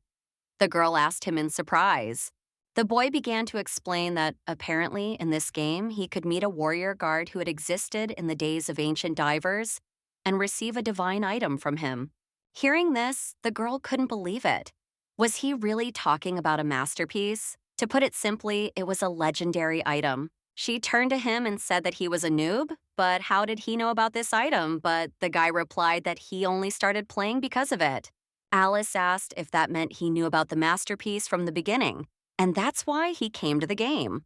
The guy said yes, while the girl was wondering who he was. The more time you spend in the game, the more you learn about its special items and skills. Among them are items of the divine class, masterpieces. This surprised her greatly, as only high level players know about them. She didn't understand how he could have found out about this. Suddenly, they were interrupted by unexpected guests, whom they were not at all happy to see. They turned out to be the same two guys who had been following them from the hotel. They approached the couple and said that they had finally found them. They added that they were very sorry to interrupt their romantic atmosphere, but they had come for their belongings. Looking at them, the girl was surprised and wondered if they had brought friends with them and if they really needed pants, whips, underwear, and candles. Alice turned to them and said that she had burned all their things. The boys were very surprised and said that they were very valuable. But the girl told them that they were interfering with their conversation and asked if they could get out of there. This really angered the group of guys who were ready to start a new fight. The boys were so angry that they told the insolent girl that they would kill her. She did not answer, but mentally asked them if they even knew who they were dealing with. The next second, the girls summoned powerful and strong wind magic. They began to flee as they had not expected this and even asked what was happening. The girl cast a spell on them. It was the same spell as the airstrike, and suddenly all the uninvited guests rose into the air. She took their clothes back and said that in order to defeat her, they would need to bring about 100 of their friends. The girl added that to defeat her, they would need to call Namuda, while the boy was already burning their belongings. She mentally asked him if he had seen what she was capable of, and then told him to take their money because he would need it to buy land. The girl said that they would return to their conversation later. She asked him if he had come to the game to get a masterpiece. Bahamut didn't dare to answer her, so he just looked at her silently. The fire burned very brightly, and a message came that now the fire could burn all night. Bahamut replied that yes, he wanted to obtain the masterpiece in order to take it with him to the real world. The girl thinks that there are rumors that some items can be transferred to the real world. But isn't it too much to take a masterpiece? First, it should be said that several masterpieces can exist at the same time, and if a person can obtain at least one, they will receive the power to exist even in their own country. The only one who is able to obtain a masterpiece is Namud. People say that to do so, one must complete a terrible task. She does not understand why some nub would need a masterpiece. Looking at him, the girl thinks that he is not as simple as he seems, and that no one but Namud would declare this goal so confidently. Alice decided to ask what kind of masterpiece he needed. The guy said it was Western divers. Bahamut said that the sword of Tselina, the spear of Adola, and the blade of the white tiger were all viable options, adding that the seal of death was also a possibility. But later he thought that the best option would be the Ponson violin or the tooth of Lord Kungaz's dragon. The girl was very surprised because he knew the names of all the legendary items. She asked him if he even knew what he was talking about. The boy confidently replied that of course he knew, and that all these items existed in ancient divers, and asked if that wasn't the case. But Alice asked him where he had learned about them in the first place. The girl's question was incomprehensible to the boy, so he asked why he had to report to her. Alice replied that it was because she was very surprised. She asked him if he really wanted to get all these items. Bahamut replied that of course he did and that he needed them very much. The guy turned to her and said, "By the way, would his girlfriend help him?" But unfortunately, the girl couldn't find the words to answer him. The girl thinks that she would be no less shocked to hear this from a person who has reached the maximum level in all areas. But now some noob is talking about it. She didn't understand why he was acting as if she was obliged to help him with this. She thought he was truly unique. Alice replied that she needed to get her thoughts in order. The guy asked if it was really impossible, even at her level. Bahamut asked if they were in some abandoned dungeon. She asked what he meant and said that she was at the maximum level and could go to any dungeon she wanted. The guy asked what the problem was, and she replied that even if they somehow reached the maximum level, they would only be able to follow in his footsteps. She turned to him and said that he was talking about it as if it were some trifle, and the guy asked if it was true. Alice, who couldn't believe what she had heard, decided to ask if he was serious, but the guy replied that it was exactly the opposite. Bahamut said that if she helped him obtain the masterpiece, he was ready to become that Namud. The girl asked if he needed her help, and the guy replied that he did. He said that this was why they needed to raise his level as quickly as possible, but the girl said no. She understood how difficult and almost impossible it was, so she suggested that he give up. She explained that it took her about 10 years to reach the maximum level, and yet she was still far from Numud, not to mention the fact that they had no useful leads. She considered herself stupid for wanting to find a boyfriend in VR, all because she didn't want to listen to Anis's attacks. She couldn't understand how anyone could even think of such a crazy idea to help a noob reach the maximum level. The girl believes that she has wanted love for a long time, but she cannot forget her position, because betrayal in virtual reality is considered betrayal. If they are caught, everything will come to an end. The girl apologized for saying this so suddenly and added that despite this, they need to break up, explaining that it will be better for both of them. The guy was surprised and asked what she meant because they had only started dating today. Alice explained that she loves handsome guys, but she can't stand those who throw words around. She added that, besides that, it was hard for her to even imagine how long such a pump would take, and continued that she didn't really want to spend her time in VR. The guy asked what was wrong with that. Alice replied that she wasn't satisfied with that and added that even if she got the masterpiece, she would never give it away. She had no intention of giving the masterpiece to him. With the masterpiece, she would not have to live under lock and key in the imperial palace. She would be able to make her country independent, and she could make the emperor pay for all the time she spent sitting in the estate. In other words, she could make him feel what she had felt for all 7 years, unable to even think about the future. She thinks she will even be able to lock the emperor in her palace so that he suffers. But suddenly the girl looked at the boy and noticed that he was very quiet. The girl said she would not help him, but asked permission to at least leave the money. She continued that if he wanted to get the masterpiece, he would have to do it on his own. She said that to start with, he needed to buy equipment in order to raise his level. But touching the guy's shoulder, she said she didn't know how long it would take him to become like Namud. Opening the menu, the girl wanted to leave the group she had created. Seeing this, the guy was very surprised. But before he could do anything, the girl disbanded the group. Waving her hand at the boy, she wished him luck on his journey. But the guy ordered her to stay and said he wouldn't let her go. Alice didn't understand why he was suddenly acting this way. She asked why and added that she was actually his slave. Bahamut said that it was his order and she would help him. The boy's words caused the girl incredible indignation because she did not understand why she had to help him. The girl approached him and asked if he even knew who he was giving orders to. The boy said that if she left, he would not leave her alone. Alice could not believe that he was really threatening her. She asked why she should help him and what he meant by saying he wouldn't leave her alone. The guy shouted that it meant he would find her in the real world. The girl laughed in his face and asked if he would find her in the real world. Wiping away tears of laughter, she said that if he did, she would give him a rare item. But she thought to herself that it would take 1,000 years before he found her. Pulling the ring off her finger, she wished him luck in leveling up and called him a noob. The girl found herself in her room and received a message that the connection to the virtual world had been lost. As soon as the girl got up and was able to breathe a sigh of relief, Inez approached her. She said she had learned some interesting information about the party. At first, the girl did not understand what party she was talking about, but then the maid asked her if she had already forgotten that she had received an invitation. The invitation from Duke Janil came to mind, and the girl looked at it. She remembered that she had asked Inez to find out about the party, and she herself went into virtual reality.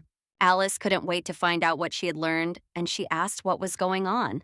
The maid whispered that only 3 people had received the invitation. The girl was surprised and asked if she was included, adding that she wanted to know who the other 2 were. Anais replied that they were Miss Fairrose and Miss Hartberry. The girl was shocked by this news because she was a different type of concubine. The maid said that this was very strange and asked if anything came to mind. But Alice looked very upset. She was so gloomy. The maid, seeing the girl's face, immediately suspected something and said that she knew something, but the girl just laughed. Alice thinks she would not want to tell Anise about it, but she is still her maid, and she wonders if everything will be okay.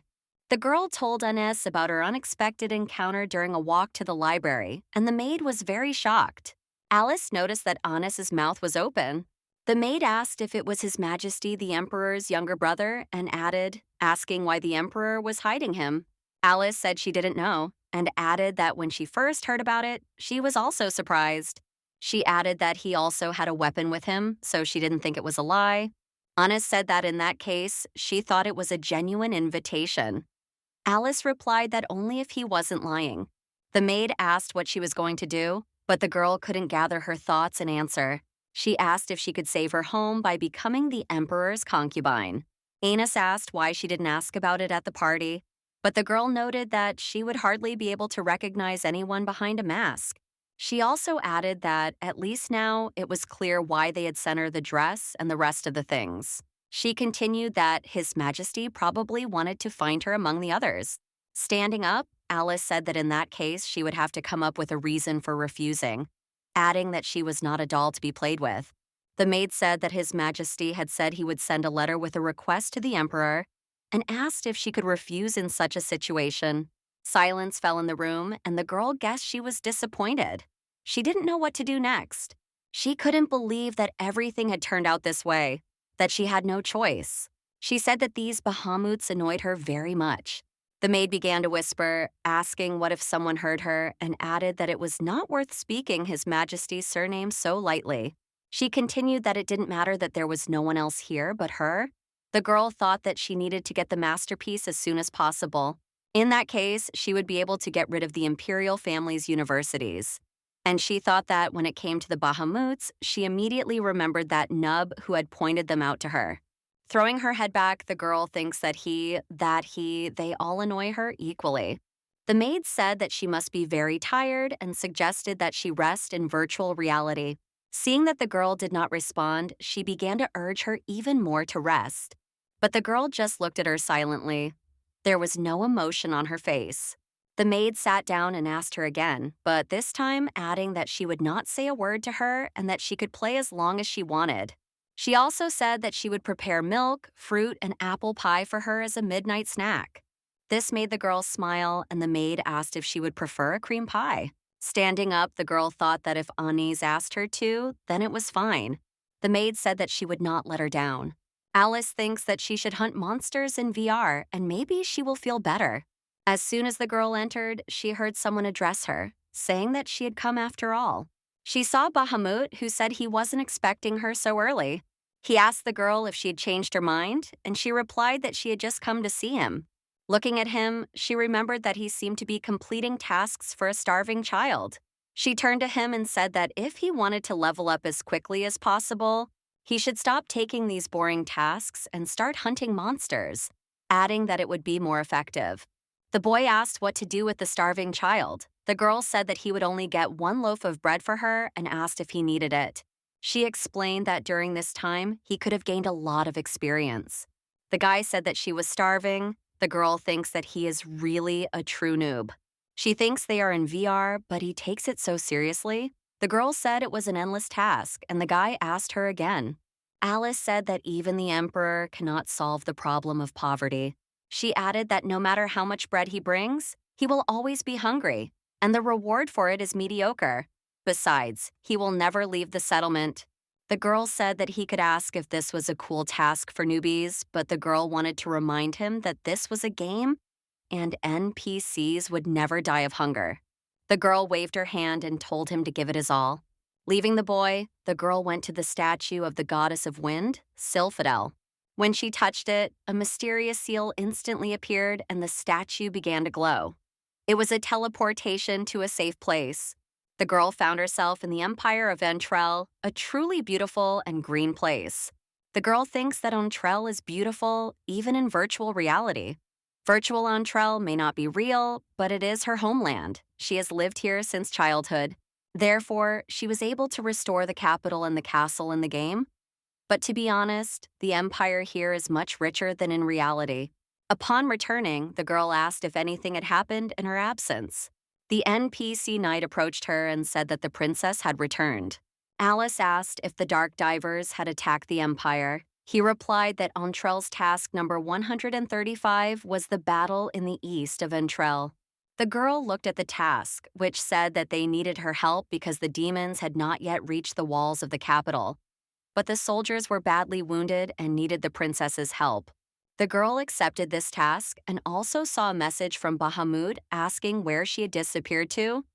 But the girl did not answer him and even blocked him. She thinks that Divers is a big world and the gap between levels is very large, and it is unlikely that they will meet again. At best, they will see each other in about 10 years. The girl thinks that, theoretically, he can go to other regions when they raise the level. She also thinks that the culture in the East is very different from that in the West. She recalls that she used to travel a lot, but unfortunately, when a player enters another region, they lose about half of their levels. And without their usual equipment, it is difficult for people to complete tasks. Elam thinks that this is why they give up on adventures and return to their previous area. The most difficult region is considered to be the one called Dark Divers. As soon as a player enters it, their level decreases, and even after increasing their levels, it continues to decrease. The girl thinks that enough is enough with these conversations, and it's time to complete the task. She calls an air carrier, and Pippi flies up to her. The girl was very happy to see him again. She began to pet him and say that he was a good boy. Sitting astride him, she asked him to take her to the east. And in that very second, they rose very quickly into the sky. The girl thinks that the scene should begin right now. She hears that the princess has stepped onto the battlefield. The knights were also sitting on top of birds and shouting that they must help her.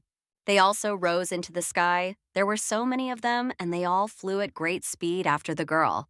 The townspeople looked up at the sky with excitement, watching as the princess and her army defended the empire. The girl thinks that no matter how many times she sees this scene, she will never get tired of it. The soldiers follow their princess, and the subjects look up at the sky with hope. She thinks that for the sake of this scene, she is ready to perform endless tasks as long as necessary. The girl received a message asking if she wanted to do a related task. She began to enter the task descriptions. The girl really liked that she could set the tasks herself. A pass beyond the city walls is much more important than gaining experience. Because to visit a city that has a ruler, you need to have a pass. With a pass, you can relax in the city and negotiate trade terms. At the city gates, you can buy a one-day pass, the price of which is determined by the level of development of the city. She thinks that this is a very important item. It really is and is necessary to enjoy virtual reality to the fullest. It is also a very useful item even for her, the ruler of the city. Trading items in the city is one of the most important sources of income, and you can also enlist the help of other players. Entrol has very rich territories where you can obtain all kinds of resources, and there are also many tasks with good rewards, both in terms of experience points and loot. That is why she believes she should know the value of these tickets. She understands that she is distributing tickets for her own benefit, but is there anyone who would not want to receive a pass to the city for a whole week? She thinks that if the monster attacks are successfully repelled, fireworks will light up the sky and the city's name will be displayed for all of Divers to see. If people watch these fireworks, her recognition will grow. Of course, by handing out tickets, she loses some of her income, but it adds to her charisma experience points. But the girl thinks that the higher her charisma, the more NPCs will serve her. A message appeared in front of the girl asking if she agreed to send the task. She asked if it wasn't obvious and agreed. The people standing below began to shout, greeting the princess. The girl began to receive a bunch of messages saying that the players had accepted her task. She was surprised that everything was happening so quickly. She thinks that now each of them has moved east, and adventurers' carriers are also appearing in the sky. But she thinks that no matter how hard they try, it's all in vain and there's no way they can get past the princess. If they try to do so, they will receive a message saying that it is impossible to move forward. In addition, she is surrounded by NPCs, so no one will be able to get close to her. In other words, she and her army will go into battle first, and then the other players will follow. She giggled and thought it was very pleasant. She didn't do anything in particular, but she made a whole bunch of players work. In the end, she thinks that being the mistress of the city is just wonderful. Very soon, players will start attacking monsters. The number of monsters also adjusts to the number of players. The girl thinks that it looks like it will be a very large scale battle and said that they will arrive soon. Turning around, the girl saw that there were many more of them than she had thought. She summoned her staff and thought that she would strike her first blow in the air. She also thinks that she needs to strike hard so that the NPC players can join the battle. With a wave of her staff, the girl summons a huge and incredibly powerful tornado. It instantly swept away all the monsters in its path, sparing no one. But suddenly the girl saw something strange, and she wondered what this black liquid was. She wondered if someone had used magic on her tornado. Alice thinks that no one has been hurt yet, but now it is dangerous to approach the tornado, so she orders everyone to stand still. Since she ordered the NPCs to stop, the players also cannot approach the tornado. At times like this, the group members use spells to enhance the effect of the attack, but if she hesitates, they will hit her too. That's why she thinks she needs to watch carefully. While her tornado was engulfed in black liquid, flames rose from the lower part of the monsters inside it. She thinks that someone used her spell to farm experience points, but this greatly reduced the number of monsters, so she didn't mind. She believes that the introduction is over and selects a loudspeaker from her inventory. She received a message asking if she wanted to use the loudspeaker and confirmed. Everyone received a message from the mayor of Ventrell. Alice shouted, "Charge!" and everyone rushed to destroy the monsters. A fierce battle awaited them. She thinks that everything is fine after her powerful first strike. The main battle begins, and everything is going according to plan. Alice summons the city leader's cloak. The girl thinks it would be really cool if she could use this mantle outside the city, but then says it's okay because it looks too cool to be upset about. She realizes that with the cloak on her shoulders, she can enjoy the task to her heart's content. Using the magic of air, the girl began to destroy the monsters one by one. Alice said that she had summoned a lot of people, which is why there were so many monsters here. Suddenly, the girl saw that she was surrounded by monsters on all sides, and there were really a lot of them. She stood up and said that surely they wanted to take her by force. Alice raised her staff, and it glowed brightly. It was clear that she was about to unleash incredibly powerful magic. Indeed, the girl was able to destroy a bunch of monsters with one blow. She thinks that first she needs to deal with those at the top. Alice turned to Pippi and said that it was time for her to go. After the girl's words, Pippi began to descend so suddenly that it seemed they were about to fall to the ground. The girl canceled the air carrier call and found herself alone in the air. Suddenly, the girl called the ground carrier and avoided falling. Holding her sword, she said that now it was the monster's turn on Earth. She turned to Pippi and said that it was time for them to move forward. Alice thinks that you can't constantly use air magic because, after all, it is visible to the human eye. She also believes that Tornado is one of the most effective spells, but using it now would be too dangerous as she does not want to harm other players. She saw that the monsters had destroyed one of the players and couldn't help but intervene. The girl, who was skilled with a sword, cut off the head of one of the monsters. 2 more monsters came to replace it, but this did not affect the girl again. With her next strike, she defeated 2 monsters at once. She thinks that she really enjoys fighting with a sword. Suddenly, something happened that shocked the girl. Alice was wounded in the arm when someone shot an arrow at her. She couldn't believe that she had allowed herself to be wounded.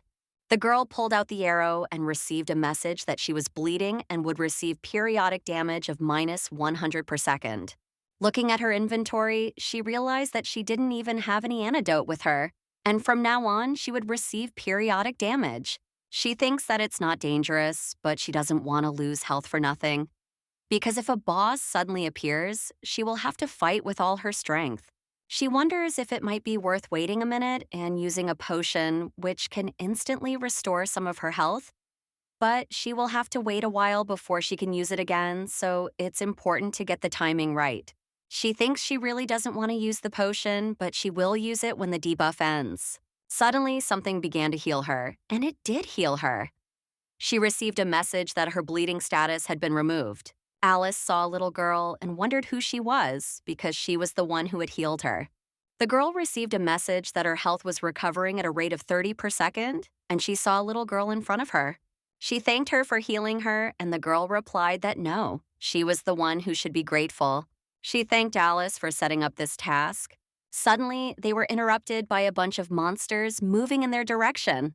Alice thinks that 5 demons are no problem for her, and she can easily deal with them.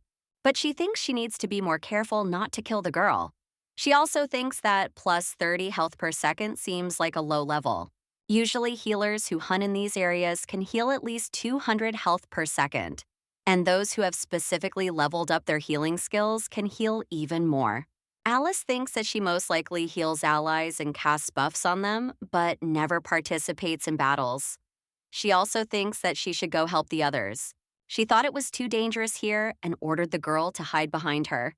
But when she turned around, Alice was shocked by what she saw. The little girl was holding a hammer and was about to strike. Alice realized that she needed to get out of there as quickly as possible. The next moment, the girl struck such an incredibly powerful blow that even the ground cracked. So she really defeated all the monsters that surrounded them. She said she wanted to use divine power to heal the city's leader, but they ruined everything. Fortunately, Alice survived and even thought she had barely been touched. At first glance, the sweet girl went crazy and yelled at the monsters to know their place.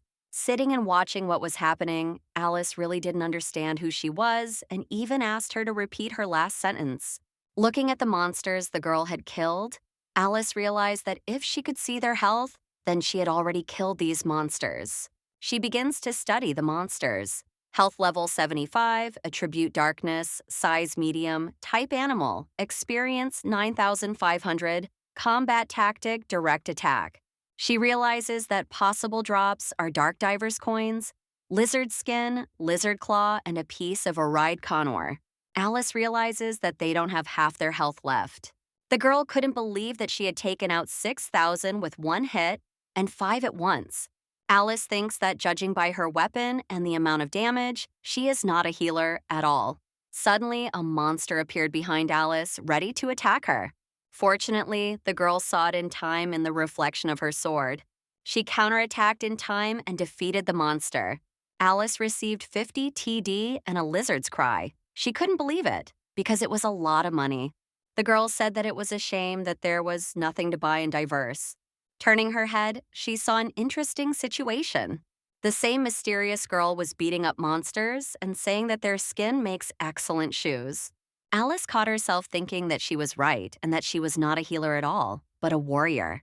But she didn't understand why she had to dress like that to fight monsters. At that moment, the girl finished beating the monsters and ran to the princess, calling out to her. She said that she had killed all the monsters and asked if the princess had healed all her wounds. Alice said yes and thanked her. Finally, the right moment came, and the girl introduced herself as Emma. In turn, the princess and ruler of the city introduced herself as Alice. Emma said she knew and asked if she was already in a group, to which the girl replied that she was not yet. Grabbing the girl by the hand, Emma asked if she would like to join her. The girl received a message with an invitation to the group. She thought that she was interested in what level she was at and that the group would not hurt her. So she decided to accept the invitation. Alice saw the correspondence in the group, and Sertsin greeted the new member of the group. Everyone began to praise her, and Emma said that she had invited her. Nana turned to the queen and said that she was incredible, adding her congratulations to the city's leader. The girl was surprised that they called her queen and also greeted those present. Alice thinks she can see their location on the map, and it seems they have decided to split up. Considering their experience points, she can guess that they are even now engaged in fierce battles. The girl thinks it would be good to get the task done. Alice turned to Emma and said that she would go ahead, adding that they would meet up when they were done with the monsters. Emma replied that that was fine. The girl destroyed the monsters one by one, and it seemed that none of them could resist her. She thinks they are really strong, but thanks to this, she was able to gain a lot of experience. She saw a message that Sertsin had turned to Nananu and said that the buff had ended and he still needed to be healed. She asked where his health had gone, and he replied that he had been hit by a crit. The girl saw that he was in trouble, and judging by their conversation, Nanaya was a healer. Alice thinks that, in this case, there is nothing to worry about. Emma sent a message saying that she would be there soon. After all, she is a healer. This really shocked the girl because she had already found out that Emma was a warrior, not a healer. Alice couldn't believe it, and Sertsin agreed with her, calling her queen and asking what was wrong with Nanayu's treatment. Emma replied that she was closer and ordered Nanayu to help Changni. Nanaya agreed, and Sertsin said that he would not last long. Emma replied that she was already on her way, but she also needed to pump. Alice saw that his health was recovering. She thinks that the same skill was used on him as had been used on her earlier. She also said that only one restorative skill can be used at a time and asked if this treatment would be enough for him. Suddenly, Emma did not manage to get to him in time, and he died. Nanayu said that it was okay and that he would be resurrected in the hotel garden. Emma asked if it would be at a certain time and added that he would be considered a pervert. Nanayu said that she had reserved the VIP garden so that no one would see him. Chanya said that now he was protecting the flower garden, not them, and added that she had told him to be more careful. Emma replied that that was why they booked hotels so often. Suddenly, she had a strange feeling. She decided to open her inventory and thought he was about to appear. She received a message that the queen of the succubi of Dark Diverse, Ludwig Orff, had joined the battle and was also going to use a loudspeaker. The girl got a shield and ordered everyone to beware of the shockwave from the boss's appearance and to activate defense mode. She thinks she warned everyone, but people's actions depend on the time they have spent in the city. Those who have lived here for a long time directed their shields towards where the demons were coming from. But inexperienced adventurers don't know where to point their shields, so they look around at the other players, not understanding. Alice remembers that it is safer to hide in the trenches, but she has been blessed by the goddess, so her shield is enough. Peeking out from behind her shield, she thinks that she cannot miss the scene of the boss's appearance. She saw an incredibly bright pillar of light directed at the ground. Before them appeared the demon queen of succubi, Ludwika Orff. They saw that Ludwig Orff had summoned the lizard man general. One of the players said that he thought the boss would be the succubus queen. Everyone received a message to be careful because Ludwig Orff's summoning caused a shockwave. The girl thought that it had begun, and indeed, the shockwave was incredibly powerful, so the boss must also be formidable. Finally, the girl dared to step out from behind her shield to check if it was all over. But to her surprise, she saw an incredibly large monster in front of her. Looking at the huge monster, the girl said that no matter how many times she saw it, it still scared her. Suddenly, the girl received a message from the system saying that many participants had died, and asking if she wanted to allow the rest to claim the lost loot. The girl was surprised and thought that, considering that high-level players had gathered here, most likely rare items had dropped from them. She also thought that if she gave her permission, she might find something for herself, but most likely people would be unhappy. If people were busy collecting loot, they would not be able to concentrate on the boss, and then the task would end in failure. She also thinks that if they fail, all her efforts to develop the city will go down the drain. Of course, she could summon NPC warriors for money and use them to deal with the boss, but wasting money like this would have a detrimental effect on the city's rating. Moreover, in addition to this, a battle for items may begin. People will fight for the right to take one or another loot, and if the drop is rare, there will be even more deaths. She understands that in such a situation, someone will survive and continue to search for other bodies. But the girl decides to refuse to collect the loot because she has to think about her reputation. All the players were incredibly disappointed with the city boss's choice, but there was nothing they could do about it. Suddenly, a large boss appeared on the battlefield, resembling a crocodile and instilling fear in the eyes of all who saw it. Alice looked at the size of their army and assessed their abilities. They had many ordinary fighters and a boss. A truly fierce battle awaited everyone. Alice received a message. Chagnya said that she had never fought this boss before and asked what to do. Alice sprinkled holy water on her sword and said that first they needed to kill the succubus queen and then attack the boss. Nanai, who was also a member of the group, asked her about the succubus queen. Alice explained that she could use mind control, and if their level was lower than the queen's, they would fall under the spell. Chagnya asked what her approximate level was. The girl replied that succubi are around level 80. Her servants use various types of attacks and are level 79. But the boss is already level 83 and does not favor close combat. His attribute is darkness. Nana asked if holy magic would work against him. Alice replied yes and ordered her weapon to be enchanted with holy magic and to strike until he died. Emma replied that her moment of glory had come. Emma said that she would now cast buffs on everyone and asked everyone to approach the city's leader. The girl saw the group members in person and was very surprised. Alice addressed them and said that this meant she was Chanya. The girl greeted her in return, then turned to the boy and asked if he was Nanayu. She found this strange because she thought that Chagnya was a boy and Nanayu was a girl. She asked Chagnya what attribute she specialized in.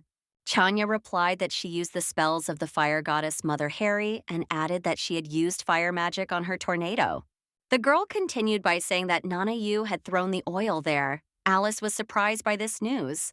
Nanayu said that she might think he was an exorcist, but in fact he was an alchemist who could only use healing. Alice asked in surprise, and he replied that yes, adding that in the past he was a healer, but with the queen's advice he decided to become an alchemist. And Emma casts all the buffs. Meanwhile, Emma was already ready to begin her mission, and holding the bottle in her hands, she giggled quietly. She shouted, Aspergio, a rare technique that infuses a character's weapon with elements of holiness. She continued to cast buffs, this time shouting, Kyrie Ellison. Alice thinks that her healing magic was the strongest of hers. But buffs are something else. She said that she had cast a protective blessing on everyone and added that now they could go. Meanwhile, a fierce battle continued on the battlefield, with skilled and experienced players gathering all their strength and trying to defeat the enemy. They saw before them an inexperienced player who had fallen under the control of the mind of the succubus queen. Chagnya was very surprised because it turned out that it was not just one player, but many more. She asked if mind control only worked on those below level 80 and asked if the game took into account the level of the group. Alice replied that no, the game took into account the level of each person. Alice went on to explain that if at least one area has a level of 80, the mind control will not work.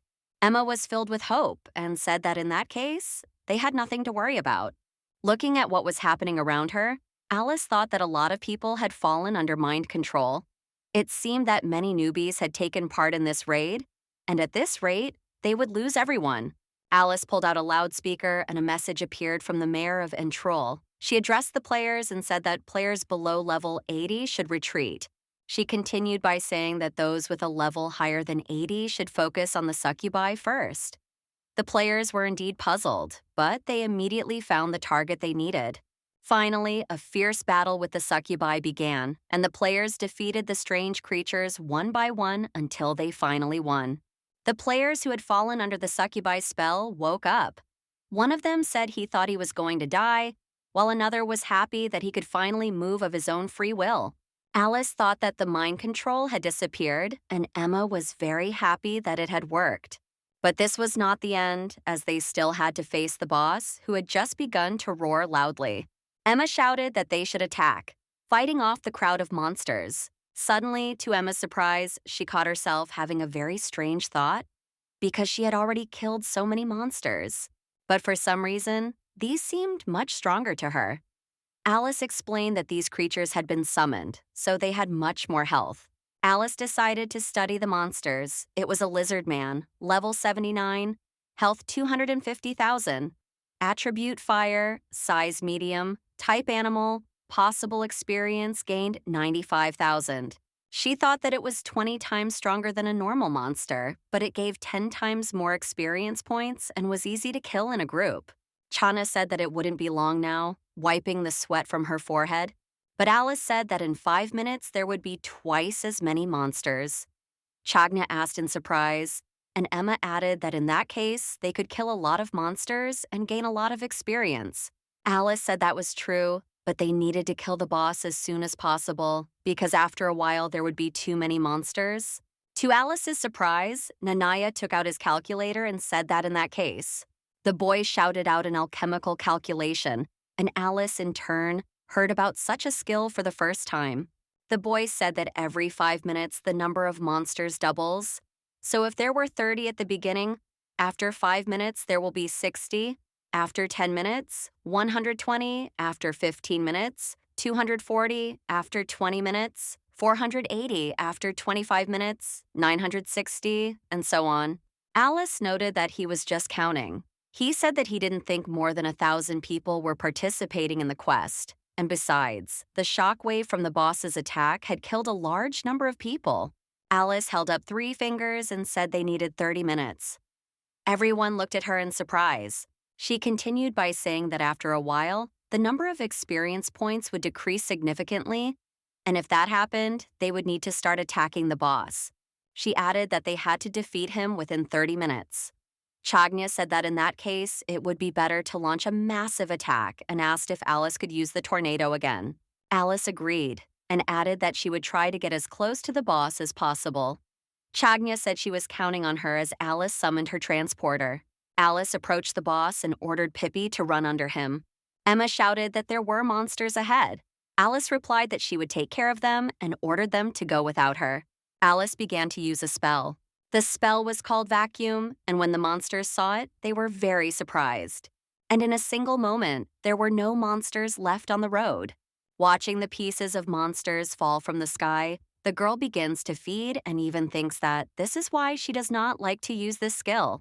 Chanya was surprised by the girl's strength and said that it was incredible. But Alice replied that there was nothing special about it and that it was normal. Emma said that at this rate, they would be able to reach the boss without any problems. And Chana was incredibly surprised that it meant nothing to the girl. Emma screamed in fear, telling everyone to be careful as she saw something that really threatened them. She added that the danger was above. Alice looked up and saw the monster's mouth in front of her. Alice froze in place and couldn't do anything because she didn't expect this turn of events at all. In the next second, the monster swallowed her and didn't even notice it. Things were really bad for Alice. The trio of fearless warriors faced an army of monsters and a boss who had mercilessly defeated the city's leader.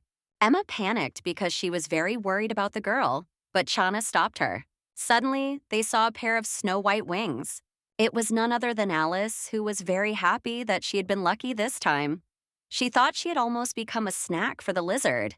She thinks that now she won't be able to run between his legs, but being in the air, she won't be able to act decisively in the end. She thinks she needs to come up with something. Luckily for her, she saw the lizard's nostrils and came up with a plan. She thinks it's worth a try and opens her inventory. She takes out a mysterious and secretive bottle. The girl cast a spell, and it instantly affected the lizard boss. Alice rejoiced in her small victory and even thought that this was her secret technique. When she was able to weaken the monster, the players on the ground ordered an attack. But everyone who tried to harm him paid dearly for it, because with one swing of his tail, he destroyed everyone standing below. But Alice, who was watching all this from above, thought that things were not looking good for them, so she decides to intervene and starts using wind magic again. In the next moment, an incredibly powerful and majestic bow appeared in the girl's hands. Alice called it an airstrike, and when she released the arrow, it flew straight into the monster's right eye. The other players tried to attack a second time, saying that this was their chance and they needed to attack together. Seeing that the monster was losing health, the girl asked Pippi to fly up to its head. The girl summoned her mighty sword and seemed ready to strike. She canceled the air carrier's call and flew down rapidly. Landing precisely on the monster's head, the girl pierced it with her sword. The monster began to lose health again, and Alice was happy that she had achieved what she wanted. Alice wrote in the group chat that she was going to descend and use a tornado, adding that she would be counting on their help. Suddenly, the monster began to sway, and Alice almost fell. Alice said that she wasn't really a fan of climbing, but she was holding on to the boss. She knew that if she fell from such a height, she would suffer significant damage and a broken bones debuff. The damage wasn't so bad, but the debuff was much harder to get rid of. Looking at her inventory, she thinks that there are 10 seconds left before the ground transport is called. The monster leaned over. Alice wondered what had brought her there and that she needed to get down as quickly as possible before it leveled off. But as soon as the girl finished speaking, the monster leveled off and threw the girl off its head. She flew to the ground thinking that this was the end for her, counting the seconds until the carrier appeared. But at the last moment, the carrier appeared and saved the girl from a hard landing. She said she almost crashed and added that she should try again. Approaching the monster, she was ready to act. She took out her air dryer and began to create a tornado. As soon as she uttered the last words, an incredibly powerful tornado engulfed the boss. Nanai threw a bottle of oil in order to repeat this trick with a burning tornado. Chana, in turn, began to cast spells, summoning flames. Alice turned to Pippi and said that they needed to get out of there as quickly as possible. Alice and Pippi ran away from the monster engulfed in flames. The rest of the players tried to tie it up with shackles so that it couldn't hurt anyone. The monster's health level was rapidly decreasing, and it seemed that victory was very close. And so it was, because the next moment the monster fell to the ground and was defeated.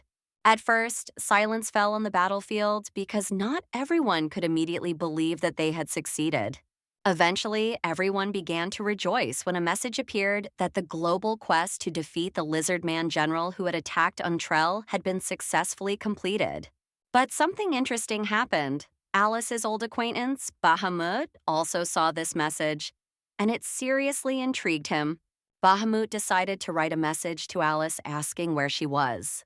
He was very concerned that the girl did not respond to him for a long time, so he sent the following message, ordering her to respond. To the guy's surprise, he received a message saying that this player had restricted access and the message could not be sent. He began to get angry and wonder if he should have expressed himself differently, and he thinks that this woman cannot be that strong. He thinks it's just a matter of finding someone stronger and says he needs to end it. He continued to complete the tasks, but his lessons began to slip away easily. He received a message that during the harvest, he cut his hand. He was very surprised. The next message was that he was bleeding for 5 minutes, losing 3 health points once every 5 seconds, and he thinks that he has so much to do, but he can't even mow the lawn properly. He thought that he would need outside help after all, but he had no idea how to find it. Suddenly, he saw the same message about Alice's world quest. Meanwhile, Alice was looking at the rewards she had received for successfully completing the quest. She was very happy to have received so many rewards. She received a message that Pippi's ground transport level had been raised. Alice said that Pippi's level had finally been raised. She saw a message that the whole world was congratulating Alice for defeating the demons. The glory of Entrul spread everywhere, and the city's rank increased, and the reserves of Ogdelium stardust in the city were increased. She was very happy and thought that using Ogdelium when upgrading armor increases the success rate. Ogdelium is one of the resources characteristic of the city, but it has a fairly wide range of uses for upgrading weapons. Alice thinks that this is very good luck because only city NPCs can process minerals, and the market value and tax are currently very high. The girl thinks it's a real blessing that the task turned out to be so profitable. She even thinks that this is exactly why it is possible to throw a party.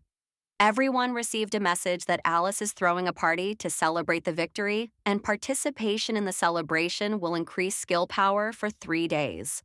Looking down from her window, the girl realized that a lot of people had gathered. She said that this was not surprising because participating in the event increases skills by about 10%, so it is unlikely that anyone would want to miss it. She thinks she is being too frivolous about it because there have been cases when people who came from Earth reproached her for this. She thinks it's a big holiday. She wonders if she will be able to capture everything in numbers. Obviously, on Earth, the path to anywhere will look like a segment between A and B. But virtual reality is still a little different. They say that the virtual reality of divas existed in ancient times, during the era of the ancient world of divers.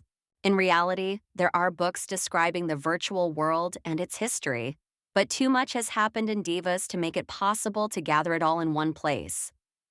Because Davos was perceived as just virtual reality, its main users were a small number of royalty and nobility. Alice thinks that if it were really possible to take a masterpiece with you into reality, people would come here with fire in their eyes. But so far, no one has been able to confirm this. She thinks that when she hears about a masterpiece, she always remembers that guy and says that he has a very pretty face. But suddenly she stops herself, saying that apart from his face, there is nothing else, and no manners either. But she thinks that maybe he followed her advice and read the book in the library.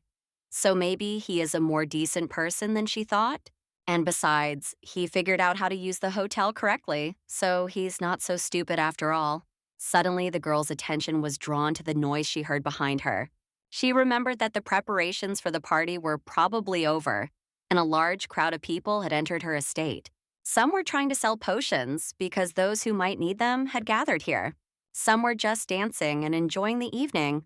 They were all different, but the girl enjoyed watching them because she was sitting on a throne and wearing a cape. She felt like an empress when she suddenly heard someone calling the princess. It was Emma who addressed her as princess and asked what reward she had received. But the girl replied that she had not checked yet and asked what was in her account. Emma replied that she had received a 3-carat diamond and a lucky ticket to a 4th-class casino. A 3-carat diamond is a good item for making magical jewelry, and a lucky ticket to the casino, if used, can win a certain game. But it is a fairly popular item. Alice said that she had gotten good items, and the girl asked if it was true, and Chanya laughed. She said that if Kellen found out about it, she would cry. Chanya turned to Alice and asked if she had checked her rewards yet. The girl replied that she would take a look now. Alice replied that she had 1,038 TD, 1 purified Ogdelium stone, and 1 grappler's click. She added that she thought it wasn't bad at all. She thought that, in the meantime, she could sell the Gasper click for a higher price and asked what Chanya had received. Chanya replied that she had received 878 TD and a 4th-level taming ticket, adding that with this ticket, she was thinking of changing her favorite companion to a higher elf or incubus. She added that Nanayu got a Hesper scale and 2 purified Ogdulium stones. Nanayu himself said that the rewards for this task turned out to be quite useful. He continued by saying that it seemed like a good idea to stay here for a while and raise his level, and asked the princess if she agreed. Alice caught herself thinking that he had called her a princess again. She became curious because he had called her a princess just recently, so she decided to ask. Alice asked if it could be that Emma was actually a princess. Nana said that this was indeed the case. Emma replied that she was the 3rd princess of the continent of Kolberg. Emma Kolberg Carla added that she and the knights were traveling through the virtual world. Alice was very surprised by this news, and Emma asked if there was a problem with that. She thought it was okay to say so, because surely it was normal to say it so openly. Surely Kyolberg was not a continent with a long and interesting history. Or maybe it was normal for the inhabitants of Kyolberg to be so open. The girls' knights were surprised that she suddenly revealed so much and told her that she shouldn't go into such detail. And later, Alice realized that it wasn't normal for them after all. Emma said that she had already said that she liked the princess very much, while the girl herself wondered why. Emma said that she had thought so since their first meeting because there was such a wonderful atmosphere around her, and she was the very essence of elegance. Alice thinks that it's all because she was also a princess. Emma said that she revealed her identity because she wanted to continue communicating with her in real life, and asked if she lived near Kolberg or near the Alfrey Empire. Alice had no idea where Kolberg was and replied that she lived in the Alfrey Empire. They opened a map and believed that Kolberg is located northwest of the Alf Empire. There is some difference between the territories of real countries and areas of virtual reality. But the older a country is in the real world, the more clearly it is marked in devas. Alice recalls that when she came to the virtual world of devas, she was born in the southeastern part of northern devas, where the Alfrey Empire was located. She thought that unfortunately Entrelis did not exist here, so she turned to them and said that they had come a long way in the virtual world. But Emma said that they were traveling through devas using roads in the real world. Alice was very surprised and asked them again. Emma said that although they had come this far, to be honest, it had taken them 2 years if she was not mistaken. Alice couldn't believe that they had really spent 2 years traveling. The means of connecting to virtual reality is a ring. To activate it, you need to put it on your finger, and to deactivate it, you need to take it off. In other words, if you can ensure your safety, you can enjoy virtual reality wherever you are. Emma and her knights stayed in hotels and moved between realities, gathering information. This girl's homeland is Kyolberg, a country with access to the Sea of Darkness, which is a passage to the Dark Divers. The sea got its name because it is pitch black, an area that can only be reached if you are a master of the highest levels. The king and the reaper here are always descendants of the same bloodline. The first child becomes the king, and the second becomes the reaper. The current king, who is not yet married, was her brother, and her older sister was the Reaper. It follows that the third princess, Emma, became the first in line to the throne. If we look at the order of succession, they are somewhat similar to her. But she is a princess of a very powerful country, which makes them very different. Alice thinks that in such a position, people usually try not to show their power and do not reveal themselves. Emma leaned over and asked the girl where exactly in the Alfrey Empire she lived, and added that she would like to meet her in real life when she was passing by. Alice replied that her lifestyle was a little different from that of a clergyman. But Emma interrupted her and asked if she was a saint. Alice replied that no, she was not a saint at all, waving her hands dismissively. She said absolutely not and added that she couldn't freely meet people. But with a smile, she said that instead, she enjoyed her freedom in virtual reality. Everyone present was very shocked by what the girl said. They couldn't believe it was true. Silence fell in the room as no one dared to say a word. Suddenly, the girls saw that their reaction was different from what she had expected. Emma apologized to her and said that she didn't know that her body prevented her from moving freely, and replied that even if that was the case, they didn't mind meeting her at all. Alice couldn't understand what she was talking about, and Chanya decided to change the subject and said that the alcohol here was very tasty. She added that she was curious about what Kellen was doing now. Alice tried to respond that this was not the case. She couldn't believe that they had mistaken her for the daughter of some aristocrat with physical disabilities. But she thinks that something is telling her to leave things as they are. And she thanks God that the topic of conversation has changed. But she thinks that something is bothering her. She feels a little uncomfortable. Several days had passed, and the girl was at her estate. The girl looked incredibly happy. It was interesting what had cheered her up so much. Anus also noticed that she radiated joy, and the girl asked if it was true. Alice thinks that it must be because she's been having a lot of fun lately with Emma and her friends. But Ines said that she must be looking forward to tonight's ball. Alice couldn't believe she said the ball was today, but replied that it seemed that way.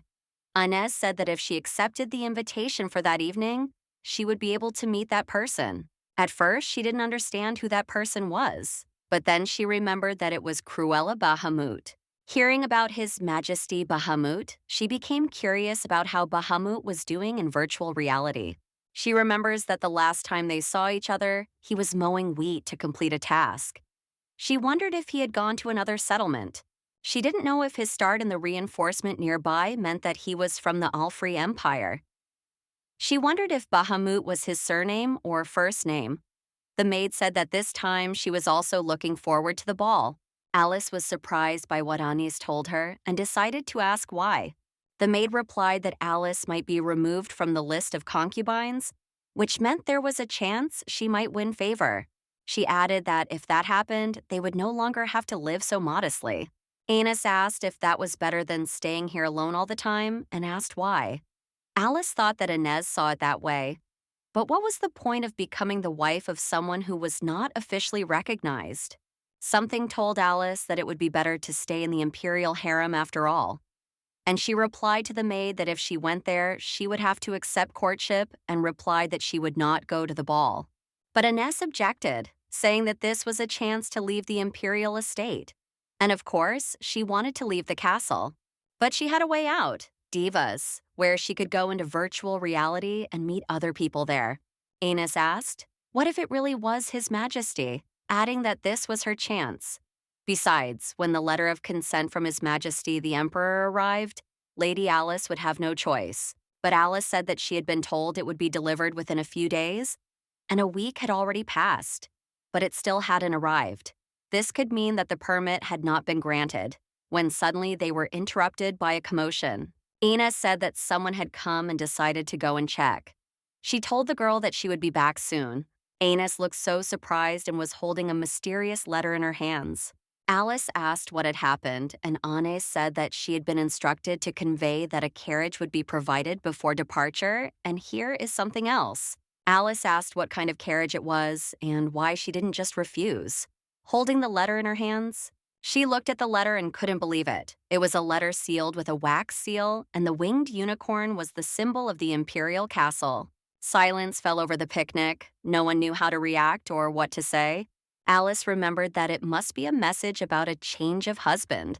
But in the letter, she saw that they were definitely expecting her at the ball in the Duchy of Janel, and she saw that the letter was signed by none other than Ashtar Dante Bahamut. She was very surprised, and the fact that the Emperor's letter had been sent directly to her meant that Duke Winter's request had indeed been heard by His Majesty. Anus asked what it said. Alice replied that it was a letter from His Majesty saying that she must attend the ball. Anus asked if they should report this to Her Majesty Schnerl. Alice asked what to say, that she would become the concubine of an unknown duke, that she had been given away as if she were unwanted, by order of His Majesty the Emperor. She said that even if he was the official heir to the imperial throne, her sister wanted to be the Emperor's heiress. She added that such reports would only hurt her sister's pride. But Agnes said that if a child was born, everything would immediately become clear, and Her Majesty ordered her to report everything. Alice was disappointed, but Ains said she would not dare to lie to her. She thought that, in any case, if it didn't work out with the Emperor, she would have to try to seduce the Duke, but she didn't know if she could use his influence to protect Antrel. Alice said that in that case, she would have to use any means necessary to seduce the Duke, and Ines asked how she was going to do that. But the girl was very concerned about whether this prince had influence and power. Alice said that as long as he liked her, he was acting in Antrel's best interests, and she asked her not to say anything until it was no longer possible to keep it a secret. The maid asked if she was sure she wanted to do this. The maid said that Mistress Fairrose and Mistress Heartbarrel would also be there. Alice said that, if she remembered correctly, they were both favorites of the Emperor.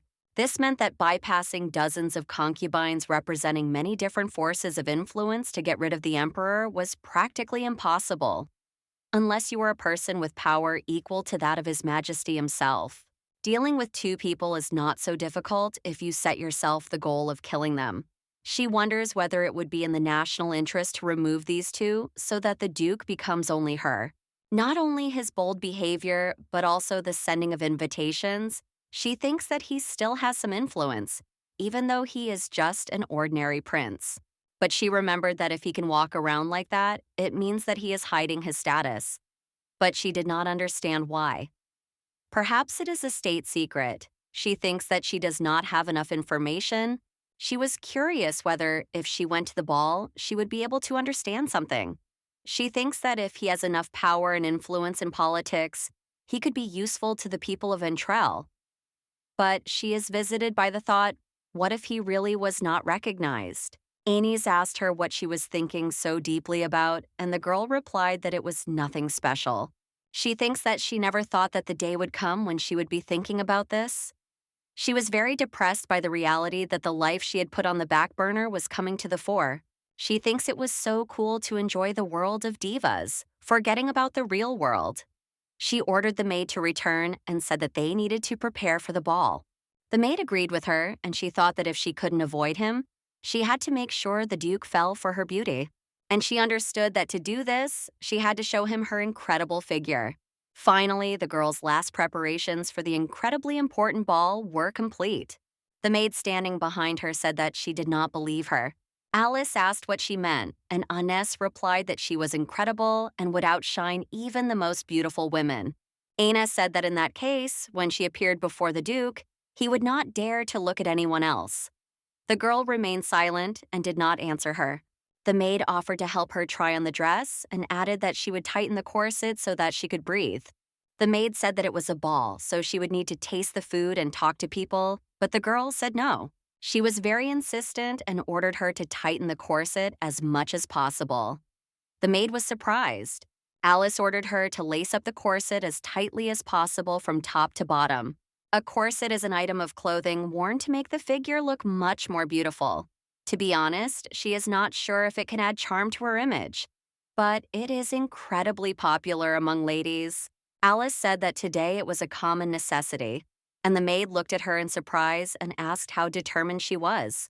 Anès asked if it was possible that the mistress might not return today, and the girl replied that, who knows? The maid said that she understood her, and if Lady Alice had decided to go through with it, she would do everything possible for the sake of the future. The girl said that she was counting on her. In her mind, Alice apologizes to Inez and says that she will do everything necessary to avoid such a turn of events. The reason she made this choice is completely different. She thought that this outfit really showed off her figure, but it wasn't that easy to wear. All the nobles knew that this outfit was so tight that it was hard to breathe. Understanding all this is part of the life of an aristocrat, so as far as possible, she wants to show off her incredible figure. And if something goes wrong, she can pretend that she feels sick because of the clothing. She thinks that everything will be fine if she just says that she wants to go back and rest a little. She thinks she can pretend to feel dizzy.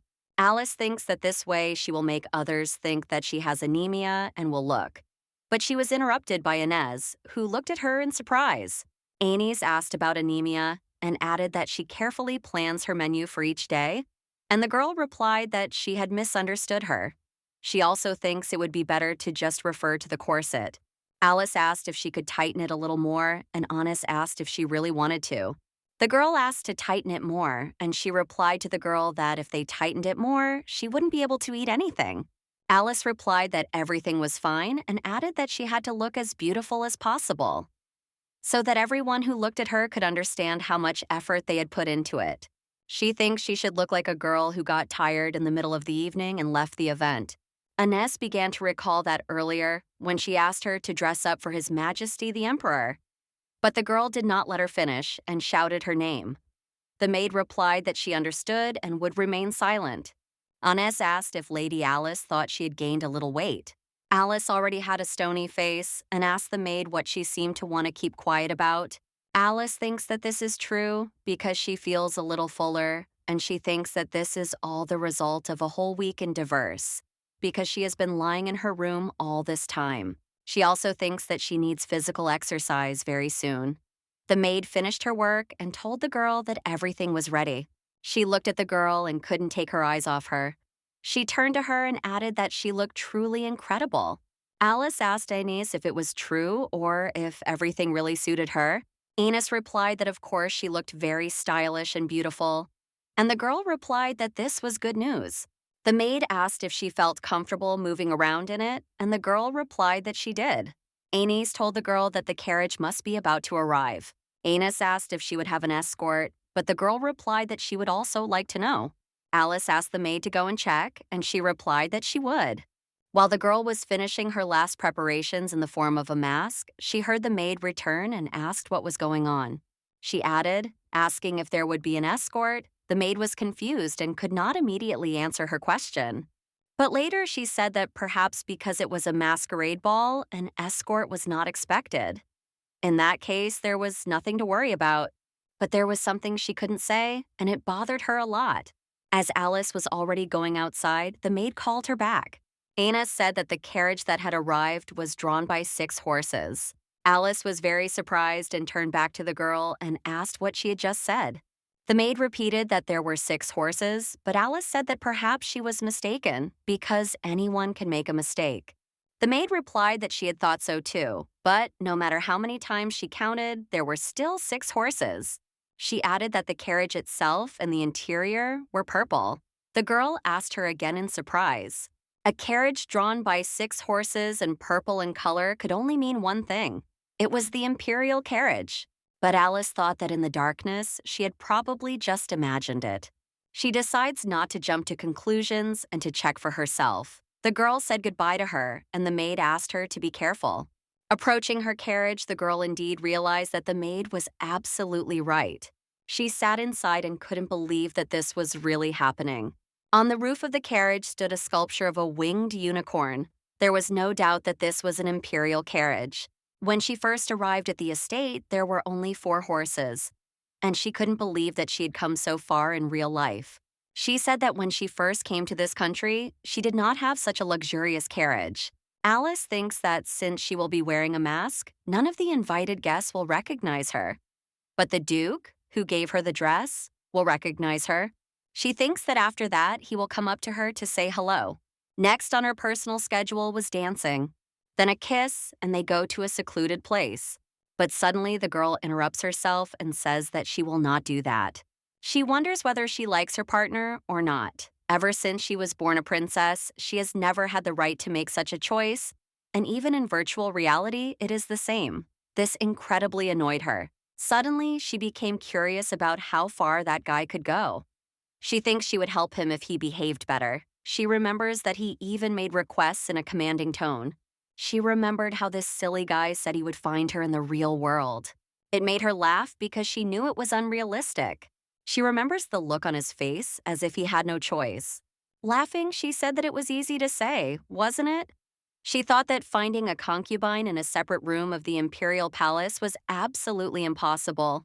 People who do not work within the palace walls have no idea of her existence. But something seemed strange to her. Fair Rose and Heart Barrel seemed to have won the Emperor's favor. She wondered if the Emperor really responded so easily to the Duke's requests. Even her sister visited the outer rooms, where there weren't even 5 people. And the Emperor, the head of the entire empire, didn't touch his concubines, whom he himself had collected from all over the world.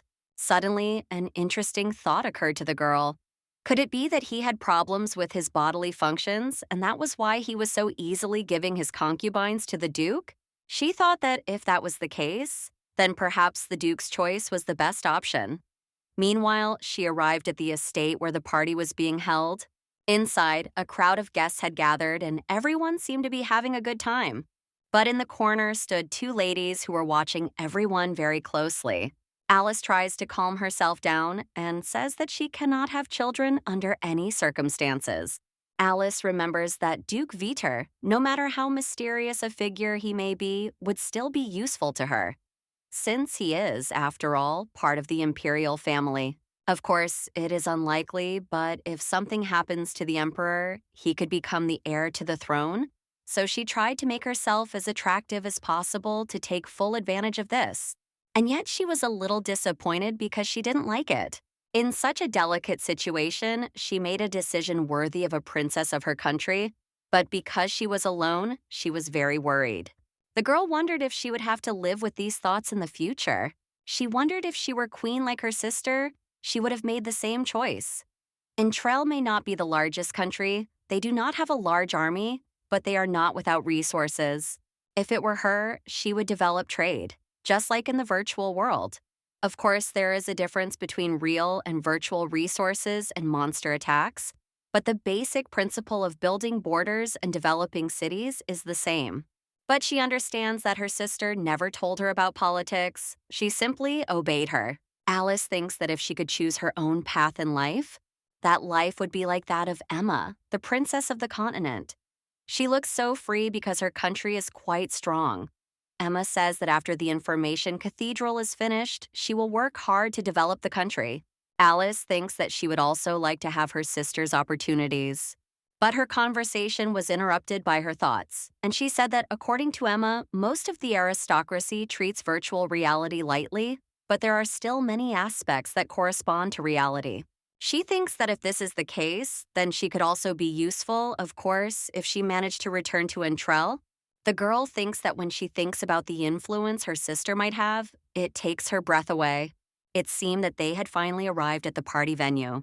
Cooker asked her to ask the butler standing at the entrance to call Hans when she decided to return. The girl replied that she understood. Despite her impeccable appearance, she was somehow very nervous. She was sure that inside it was just as fun as it had been before. The girl began to enter the estate, and all the guests who saw her bowed to her. She did not understand what was going on and why everyone was bowing to her, because it was not even Entrell. Later, she realized that it was probably all because of the imperial carriage. She thought it didn't matter, because in any case, she felt good. After all, His Majesty had prepared everything well. Music was playing everywhere. Young couples were merging in a dance of feelings.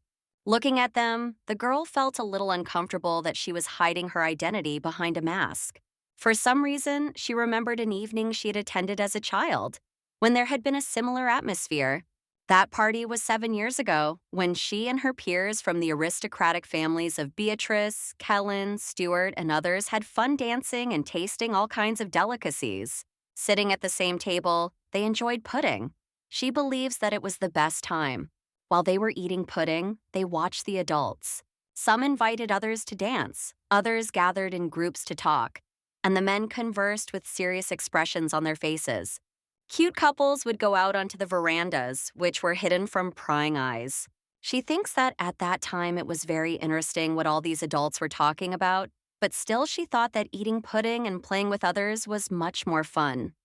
Remembering those ancient times, for some reason, she wanted to dance. She hoped that a passionate young man would suddenly appear and ask her to dance, especially since a waltz was playing, which she was sure of. Suddenly, as if someone had heard the girl's thoughts, someone asked her to dance. But it turned out to be not a passionate young man at all, but a smooth middle-aged man. Hiding behind her fan, she apologized and said that she wanted to rest a little. She thought it was wrong to judge a person by their appearance. But this was too much. She asked him not to hold it against her, and the man replied that in that case, he would leave it until next time. The slightly confused girl was surprised that he had such good manners. She remembered that 7 years ago, when she was in Untrell, she didn't do that.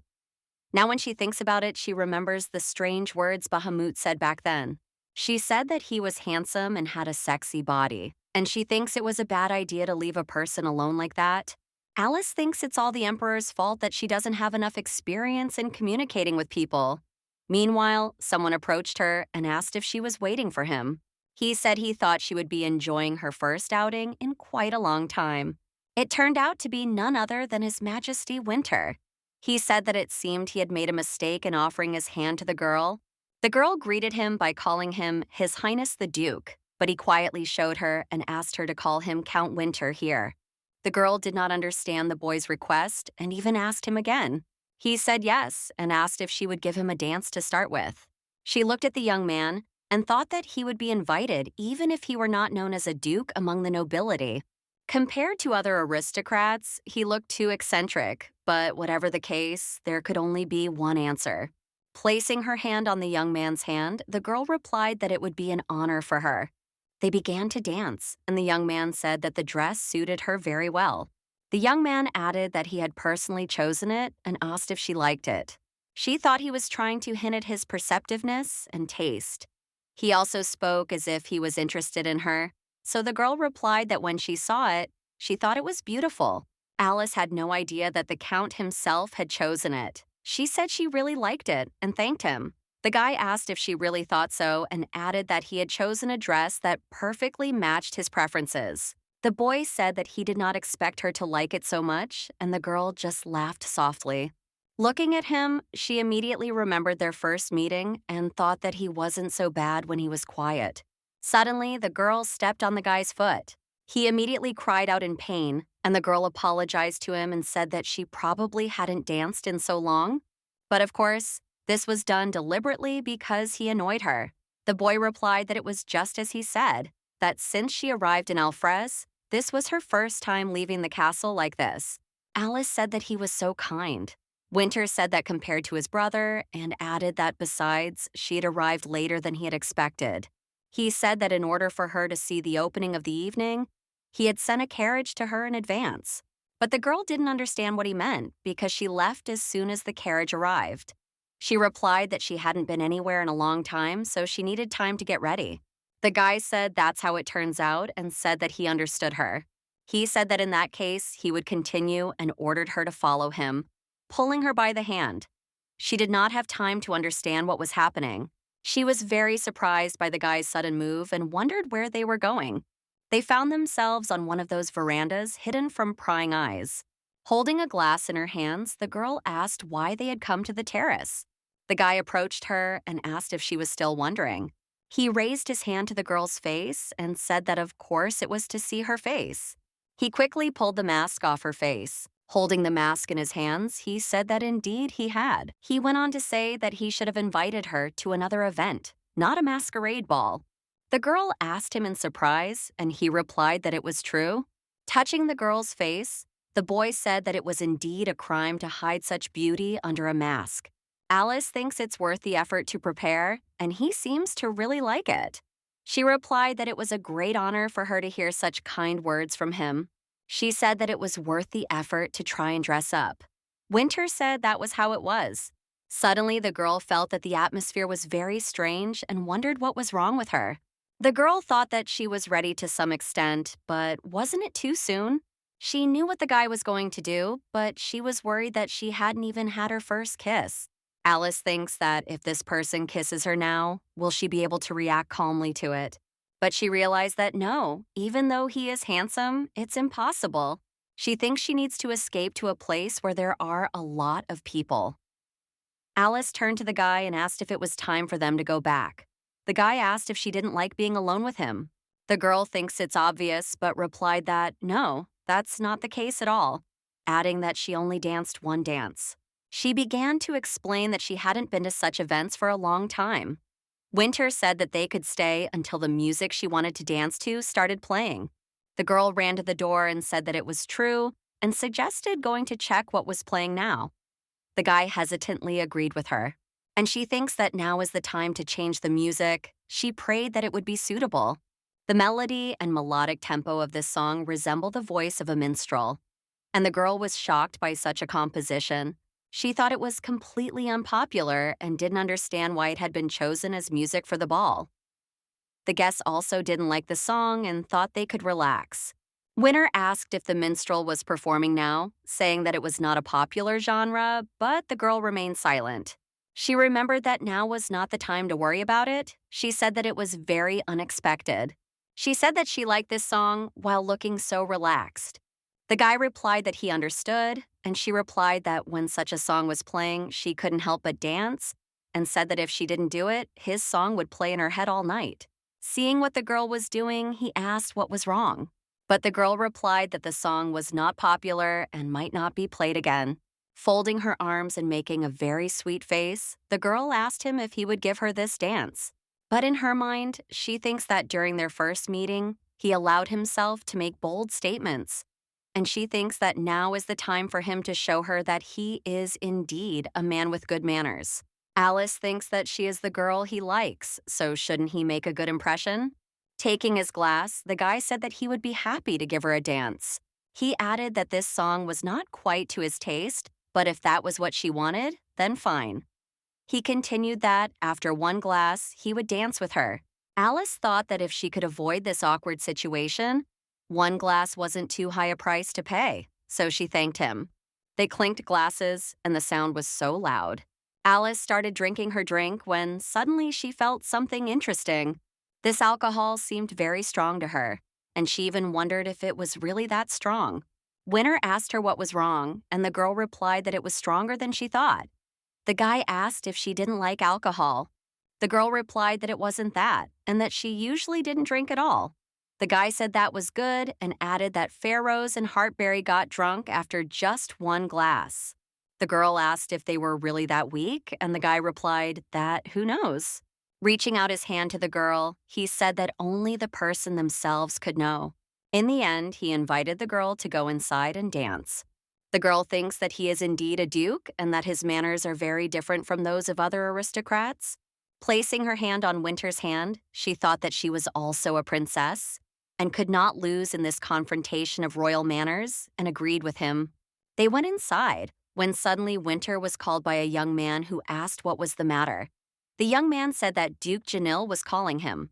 Winter asked if it was him again and said that it seemed to be an important conversation. The boy began to tell him, but suddenly noticed a girl standing and listening to them.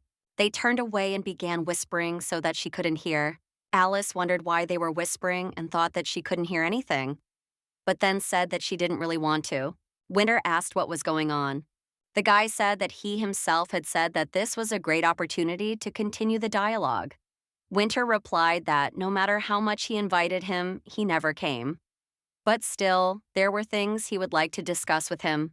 The guy couldn't believe that this was really his lucky chance. He apologized to the girl and said that he seemed to have urgent business, so he couldn't dance with her. She pretended to be very upset about it, but inside, she was happy. He said he hoped to talk to her calmly, but by the time he returned, the ball would probably be over. Meanwhile, Alice thinks that the Duke's urgent business is a very good excuse. It is at moments like these that it is important to know how to behave. She pretended that she was disappointed and said she was very sorry, but the guy told her not to look at him like that and added that even though he was saying goodbye, they would have a chance to talk today. The girl was surprised and even asked him again. The guy replied that when the evening was over, she should wait for him on the third floor, in the third room on the right. The girl really hoped that he wasn't talking about what she thought he was. She tried to argue with him, saying that the crew would be waiting for her, but the guy replied that no one was waiting for her. He asked if no one had told her anything when she arrived, and said that he had planned to leave her here from the very beginning. He waved to the girl and said he would see her soon. The girl, who remained standing there, did not understand what it all meant. The girl said that no one had told her anything, but she was told to call Hans when she decided to return. She said that it must be some kind of misunderstanding and didn't think he would be back before the ball ended. She wondered what it could mean at all. She asked if she could do whatever she wanted without thinking about the Duke. He said they would see each other later, but she could come up with an excuse. She began to think and came to the conclusion that, for example, she couldn't find the right room or that she had drunk too much alcohol. And since there was no carriage, they prepared a guest room for her. The girl thinks that then they will be able to talk freely when suddenly some girls approach her and say that they see an unfamiliar face. They added that it was already connected to Duke Winter. They also said that it was most likely a close relationship. These were the same mysterious girls who were very attentive to those around them. Alice wondered if they already knew who she was, but it seemed that way. She thought that it was even possible that they also knew what he looked like. She addressed them, saying that they were apparently acquainted with Duke Winter. One of the girls laughed and said that wherever he went, they always followed him. Alice said that it seemed like they were very close, and the other girl replied that that was correct. The girl in the blue dress asked what was on her mind. She added by asking what their relationship with the Duke was. Alice thinks that even though they don't know each other personally, they allow themselves to look down on her. But only these two can behave so excessively. The girl realized that it was none other than Fair Rose and Heartburl, and she began to imagine how they would beat her up. The girls brought her back to reality and asked her what her answer was. She thought everything was fine because they didn't know who she was. But the next moment, her thoughts changed and she began to realize that they might know after all. She thought that when she asked Anis to find out about the invitation, the others might have guessed that she was her maid. She knew she had to pretend that she was unfamiliar with Duke Winter. Alice replied that they had once danced the waltz and that was all. They had nothing else in common. Heartberry asked if this was true, because it seemed that she knew the girl was lying. Fair Rose waved her hand and called the waiter. Taking the glasses in her hands, the girl said that since they had already started talking about the Duke, she would like to continue the topic. She added that before that, she asked if she would like a drink, handing the girl a glass. Alice said that she would be happy to talk to them, but she got drunk quickly and asked if they would mind if she chose juice. Heartbarrel said that she seemed unfamiliar with the etiquette of high society, adding that it was not customary to refuse such offers. She continued by saying that if she didn't like alcohol, then so be it. But Alice wondered if she wanted to force her. While the girl was thinking that she should leave as soon as possible, a boy approached her. He asked if she would give him one dance, and it seemed like this was the girl's salvation. She thought it was just in time and said yes, apologized to the girls, and was ready to leave. But Fair Rose leaned toward her and whispered that she had asked her maid whose maid had come to them. Alice quickly withdrew her hand from the boy and apologized. She added that they were in the middle of a conversation. Taking the glass from Fair Rose's hands, she said that even more. Having a conversation without drinking another glass is not interesting at all. Heartbarrel said that this was exactly how they all wore masks. She added that, who knows, maybe they actually know each other, and added that this was a good reason to drink. Fair Rose agreed with her.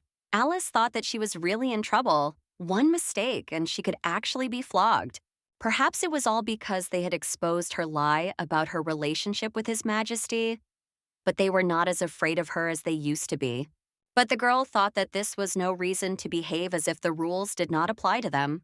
Nevertheless, even if His Majesty did not care about her, she must not forget that they occupy the highest position among all the concubines. Alice thinks it would be nice if the Duke stopped them. But the girl understands that, considering that he himself invited these girls, she is unlikely to receive his assistance. Fair Rose offered Heartbarrel a drink and told her to drink it all. Alice tried to warn them that it was quite strong alcohol, so they'd better not rush. But the girl replied that she was exaggerating and suggested they start. But she said that before that, she suggested moving to that table. Alice remembers Vitor, who also cannot tolerate alcohol. The guy's ear started to itch, so he thought someone was talking about him. Alice looks and thinks that she is drunk after only 3 glasses of the drink. What's more, she noticed that they hadn't spilled a drop. This meant that they had planned it from the very beginning. Alice noticed that they had not introduced themselves, so she asked what she should call them. She continued by asking whether to call them by their real names or perhaps by pseudonyms. Fair Rose said that since it was a masquerade ball, it would be better to use pseudonyms. She said to call her Blue and her friend Yellow. Alice guessed that they were determined to hide their identities until the very end. Alice replied that they could call her Purple. Blue said that she thinks she will learn the name Mui. Alice just laughed and asked her if she really thought so. Alice thought it was really awful. It seemed like they really knew that Anais was her maid. Besides, they called her by her middle name. She thought she would have to slow down. The girl thought she needed to change the subject before they completely destroyed her. She suggested talking about the Duke and asked if they were very close to him. Bly replied that it would be interesting to know what kind of relationship they have. Because after all, he is not the type to dance with a stranger. Yellow turned to her and said to correct her if she was wrong, but judging by her face when she was asked to dance, she was a new concubine.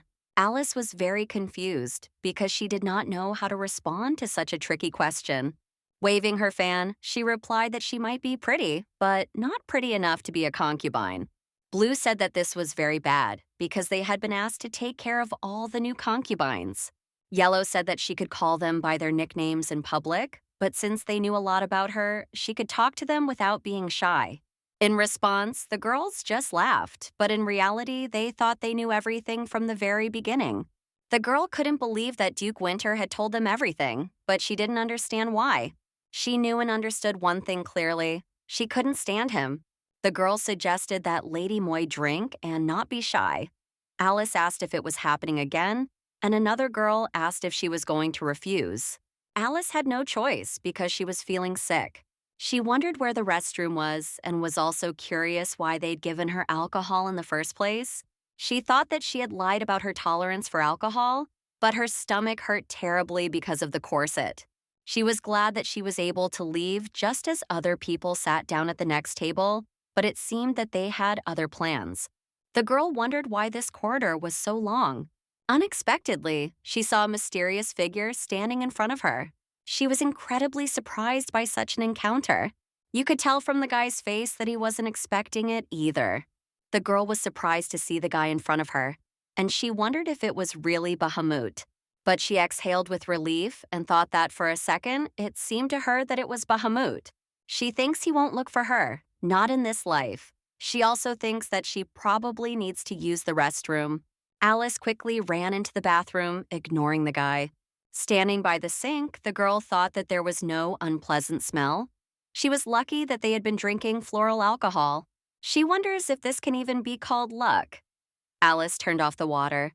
Looking in the mirror, she said that she didn't like her appearance. They began to summon the goddess of the wind, Sylphidel. She said that she was summoning her, asking her to hear the voice of her heart and give her some of her power. It was a meditation spell. She believes that she has strengthened her spirit with the help of Sylphidel's powers, and if she does not lose her concentration, everything will be fine. She came out of the dressing room and thought it was time to go back. Suddenly, something caught the girl's attention, and she was definitely surprised. She saw the same guy who looked like her acquaintance. He frightened the girl, and she asked if they had left at the same time. Alice remembered that he might remind her of Bakhmut because of the color of his hair. But then she walked away from the guy, thinking that it couldn't be him in this place. The girl thinks that now she needs to somehow endure the attacks of those girls and then go home with Hans. She thinks that instead of this ball, she could have had fun in Diva, together with her friends. Walking through the corridors of the castle, the girl realizes that someone is following her. She wonders whether it is that strange boy following her or whether he is also heading for the banquet hall. She comes to the conclusion that he does look a lot like Bakhmut, especially his hair. She wonders whether she should check on him to see how he's doing. Entering the hall, the girl turned back to these rude ladies. Suddenly, everyone in the hall began to quiet down and bow. Alice did not understand what was happening at that moment, as the boy was following her. She was very curious about this strange behavior of the people around her, when suddenly she heard someone whispering that it was the emperor. Alice became curious about which emperor they were talking about. But then she decided that she had heard wrong and thought that perhaps everyone thought she was the empress because she was riding in the imperial carriage. She understood why everyone was looking at her like that. They were all so excited. She was even beginning to like it. She thinks that it was not for nothing that she wore this dress today. When suddenly people said that they had heard that she had been sent here by the empress of some poor country, she also heard one of the girls ask if she could be punished after all. In response, she heard that the girl was right, and another added that she had gone somewhere and disappeared with no manners.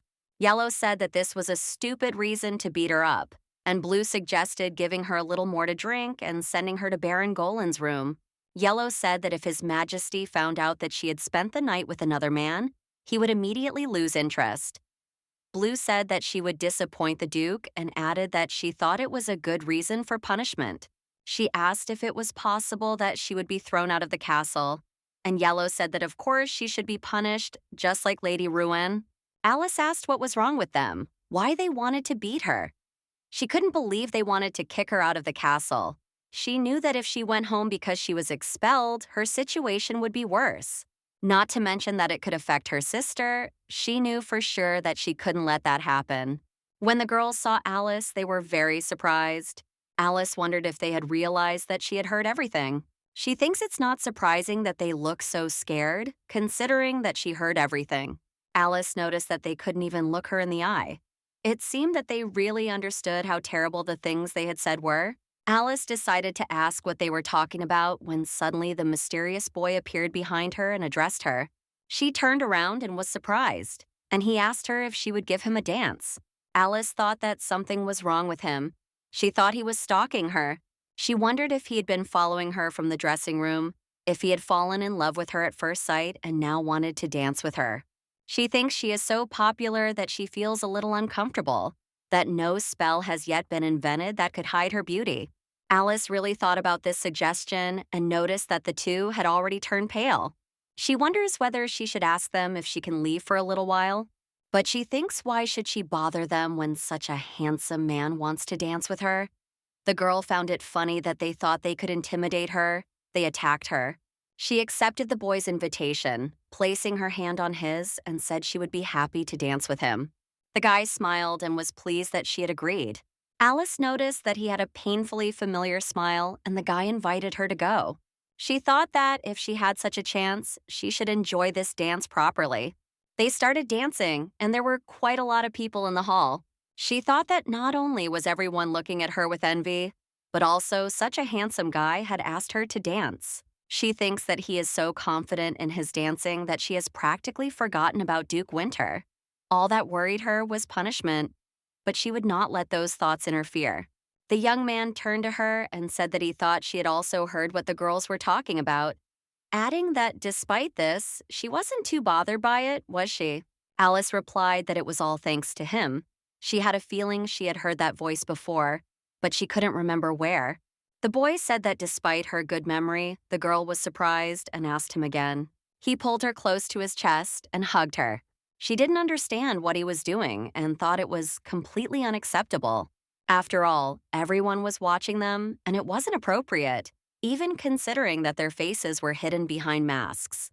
The girl tried to distance herself from him, thinking she needed to leave, but the guy leaned over and began to calm her down.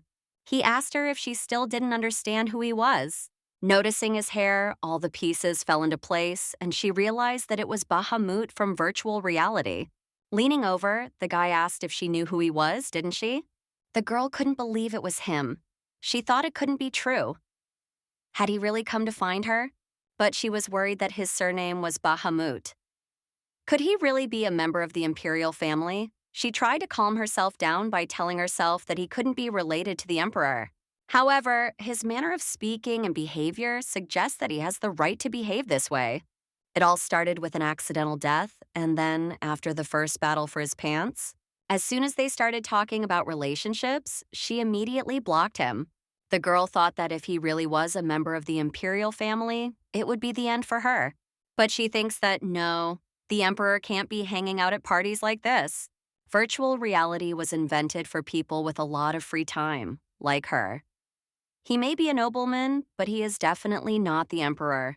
The girl began to wonder if it was really Duke Janil. She thinks that if he is the organizer of this ball, he could easily find her on the guest list. In Diva, it often happens that people meet acquaintances of their acquaintances. She said that she was so scared that her head was spinning. He asked what was wrong and added, asking if she was hot. He added, asking if she was really surprised by his appearance. The guy took a few steps back, pulling the girl's hand. He turned to her and asked her to follow him. The girl was very surprised and couldn't believe it was true. But she took the guy by the hand and went with him. They went out onto one of the terraces, and it was clear that they were in for a serious conversation. Alice thought it was terrible. She didn't understand how he recognized her by her voice, or even back then by the toilet. She didn't know what to do now and thought that his hair really looked like Bahamut's hair.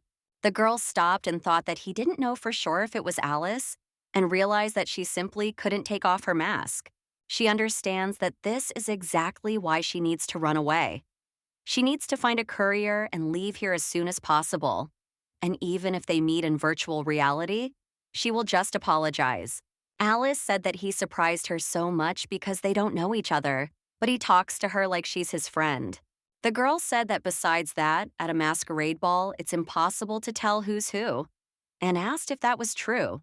The guy asked if she was going to keep practicing being a fool. The girl was surprised, and she thought to herself that he was acting as if he knew for sure. But if he didn't see her without it, he would never know who she really was. She thinks she should take a breath and think carefully. She said that it was extremely rude to talk like that to people he was meeting for the first time. Alice said she didn't know what noble family he belonged to, but that he should watch his tongue. The young man listened to her silently and did not answer. She wondered if she had gone too far. With a sly smile, Bahamut said that she was right and that this was actually their first meeting. Alice was seriously frightened, and he said that in that case, he would ask again. Bahamut took off his mask and asked if she really didn't know who he was. He said that they had been through so much together in reality divas. Alice did not answer him. Later, she said that it was the first time she had seen such a handsome man as him. And she asked what virtual reality he was talking about. She added that it was entertainment for commoners, not for nobles like her. The guy said that it was the murder of a player, harassment, confession, and finally, sudden blocking. In her mind, Alice asked about the harassment, but she thinks it's all the fault of the nobles from Montreal. They were always flirting with her like Bahamut, and she wondered what else she could do. Alice said that when he asked her to dance, she thought he was a well-mannered man, but all this time, he only talked about incomprehensible things. She continued that the harassment was crossing all boundaries of what was acceptable. She said that she was willing to excuse his behavior as alcohol intoxication. She tried to leave and asked if he would let her pass. But the guy blocked her way and wouldn't let her pass. He asked if he had made a mistake. She replied that he definitely had, and he said that in that case, she should take off her mask. Alice asked why she should suddenly do that. The guy replied that it would help them resolve the issue more quickly. Alice confidently said that she was against it and asked him to move away. Bahamut said he would not leave until he saw her face. He added that it was too dark here for her to escape from him. He added that besides, he was only asking her to show her face. The guy said that if he was really mistaken, she could leave without any problems. Silence fell on the terrace and the girl hesitated, not knowing what to do. Alice tried to think of a way out of the situation. The guy asked if he would have to wait long for an answer or if she wanted to stand there all night. Alice replied that she was not going to take off her mask, which began to annoy the guy. He said that in that case, he would do it himself and began to reach for the girl's face. She hit him with her fan and told him not to forget his manners, reminding him that he was a nobleman after all. This angered the young man, and he asked why she did not want to take it off. Alice said that he was at it again, reminding him that he was wrong. He asked if even despite the evidence. Alice said that if he didn't let her go, she would tell His Majesty everything. When suddenly the butler entered and addressed His Majesty, Alice couldn't believe what she heard. The guy asked what had happened. Alice still couldn't come to her senses. She wondered if she had heard correctly. Bahamut asked if it was urgent, and the butler replied that it was, but only for a few minutes. She thinks that as soon as she heard this address, her heart began to tremble. She started to run away, losing her shoes. Alice thinks it was the most painful blow of fate. Jumping from the balcony, she thought of only one thing. She had to run away. A maid walking through the garden heard a strange sound. She saw a girl in a beautiful dress in front of her. She called Alice mistress and asked what she was doing there. The maid also noticed that the girl was standing without shoes and decided to ask her why. Alice did not understand the girl's question. Looking down, she realized that she was indeed barefoot. She thought she hadn't even noticed when she lost her shoes. But she thought that the main thing was that she hadn't broken anything when she landed from such a height. She began to wonder how it was that she was unharmed. She couldn't believe that she had used magic when she landed on the ground. She was very curious about how she was able to use magic without a spell. The maid was worried about her and asked if something was bothering her. Suddenly, Alice grabbed the maid by the shoulders. She asked the maid to give her her shoes. The maid was shocked, but eventually decided to give her shoes to the girl. After that, Alice decided to continue her escape. She couldn't believe that she had used magic without reading the spell. Suddenly, she stopped near a tree because she felt sick. She thinks that if she had known that this would happen, she would never have worn the corset. Suddenly, turning around, the girl saw that someone was following her. Of course, it was Bakhmut, who shouted and asked her if she was going to run away. Alice couldn't believe that the Emperor himself had decided to catch up with her. She wondered if he was really that angry with her.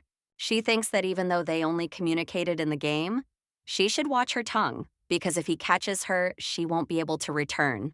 She thinks that getting rid of one ring is no problem at all. She'll just throw it into the lake next to the estate, and that's it. She thinks she'll just pretend she's not interested in VR games, but she feels bad throwing away things she's been collecting for 10 years. But it's better than being punished for killing the Emperor in the game. Alice thinks she can just say that she was afraid to take off her mask and that she didn't hear the Emperor's title because she was drunk. But first, she needed to escape. She remembered Hans and decided to find him. She started calling out to him among the crowd, asking where he was.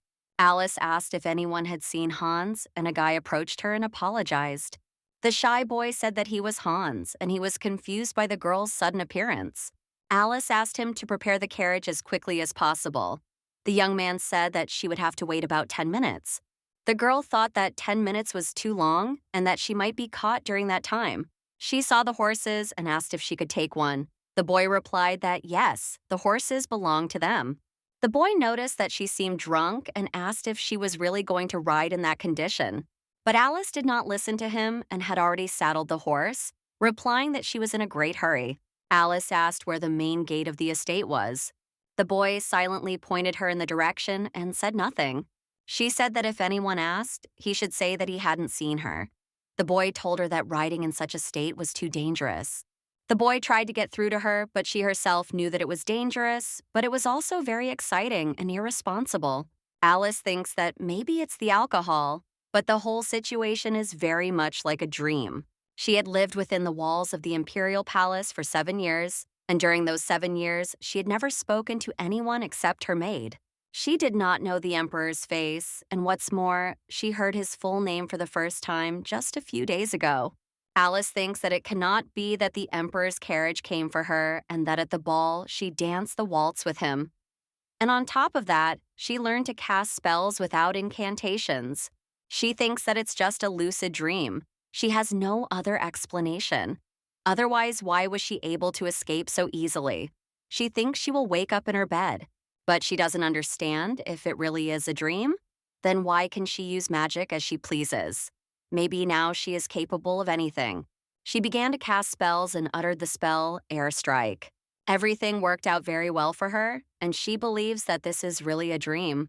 She thinks it's impossible, even in a dream, but she decides to try. Alice cast the tornado spell, and a tornado appeared before her. Of course, she thinks it was smaller than in the game, but she still succeeded. Alice hopes that it really is a dream after all. She pinched her cheek and it hurt. The girl was very surprised when she heard the Emperor's order to stop. She wonders if he really went after her, because he could have just sent people after her the next day. Alice thinks that in that case, she really needs to run away, because the boy tried to stop her. The girl continued to run and wondered who in their right mind would stop in such a situation. She also didn't know that he had such a fast horse and thinks that she should have asked Hans for one that was just as fast. She understands that no matter what, she must not let herself be caught. The guy who was chasing her said that riding a horse in such a state was very dangerous. But Alice thinks that the only one in danger here is him. She thinks that a few glasses won't hurt her. Looking around, she thinks that people seem to have woken up because of his shouting, and she feels so sorry that they have disturbed them. Alice apologized to him and said that she didn't want to wake anyone up. She thinks they need to return to the Imperial Palace as soon as possible. She wonders where the Imperial Palace is. Has she gotten lost in her own dream? She heard him shouting that it was very dangerous and asking her to stop. A bunch of knights had already gathered around the guy, ready to protect him, and she was curious where he got so many people. The young man ordered them to capture this woman, meaning Alice, and the knights said that they would protect the emperor. Meanwhile, Bahamut himself believes that he told her that she should stop. The boy saw that the girl had run into a small alley. He said that she had run there and ordered all roads to be blocked. He added that they should not let her go. The girl thought she could breathe a sigh of relief because she had hidden from them. As it turned out, she let her horse go and thought that she had managed to fool everyone. Alice thinks that she didn't even notice how far she had run from the castle. It was very difficult for her, and it seemed that she had used too much mana when she used her magic. Now she needed to find a place to rest, and in the morning she was going to dress in the clothes of a commoner and return to the castle. Alice said that there seemed to be hotels in the square. She continued that she would be able to rest there and contact Inez. Alice wondered if it was okay that she had thrown away the ring. She thought she needed to go out to the square when suddenly she heard a strange sound. She saw that it was knights holding a horse, and the girl was very frightened. She couldn't believe that Bahamut would really chase her because of some game. She remembered that he said he would kill her if he caught her. Alice turned pale, thinking that he was going to punish her. Meanwhile, Bahamut said that she couldn't have gone far and ordered a search for a woman with black hair, wearing a purple dress, promising $10,000 to whoever found her. The knights, of course, accepted His Majesty's order and set off in search of the girl. They walked around the settlement and asked the locals if they had seen the girl they were looking for. Alice, who was watching this, couldn't believe that he had actually offered a reward to whoever caught her. Alice thinks she ran away to buy some time, but who would have thought that everything would turn out this way? She saw the knights coming toward her and didn't know what to do. The girl thinks that they will definitely not let her go, and if she tries to run away, they will catch her immediately. Suddenly, someone approached the girl and said that she seemed troubled, and the strange savior asked her permission to help her. The mysterious man stood looking out the window. He had luxurious blonde hair. Alice asked him if he would really help her. The guy said that he had heard threats against her, so he wanted to hide her. The guy told her not to worry and added that he wasn't a criminal, just a regular researcher. The girl's face became very gloomy. Alice thinks she would be surprised if he called himself a maniac. In the end, Alice thinks that he doesn't seem like a bad person. The boy asked if she wanted to be taken out and added that if she thought the punishment was trivial, she could stay there. Alice began to imagine the horrors that might await her in the future and replied that she understood. Upon entering, the girl saw a very large, bright living room. Closing the door, the guy said that he would come for her when the commotion surrounding her search was over, and until then, she should wait there. Alice wondered if he was hiding her to hand her over to the guards. Suddenly, the girl's thoughts were interrupted by a very loud knock on the door. The guy asked what she had decided, hoping that she had chosen the right path. Alice ran into a small storeroom where there were books. She put her ear to the door to listen to what was happening outside. She heard the boy ask who was there. As expected, it was the knights. The boy asked what they wanted at such a late hour. The knights replied that they were sorry, but they were looking for a girl. They added that she was a brunette wearing a purple dress, and they asked if he had seen her. But the boy replied that he didn't think so. The young man said that, with his permission, they wanted to search the house. Gutenberg replied that it was not for nothing that he thought their knocking was too insistent. The knight said that it was the emperor's order, and the boy asked if he had ordered them to capture one woman. He replied that it was, and that it would cost $10,000. The young man said that this was a very large sum. The young man replied that it was fine, but asked them to do it as quickly as possible because he was going to lie down and rest. The young men said that it was surprising that he had not yet gone to bed.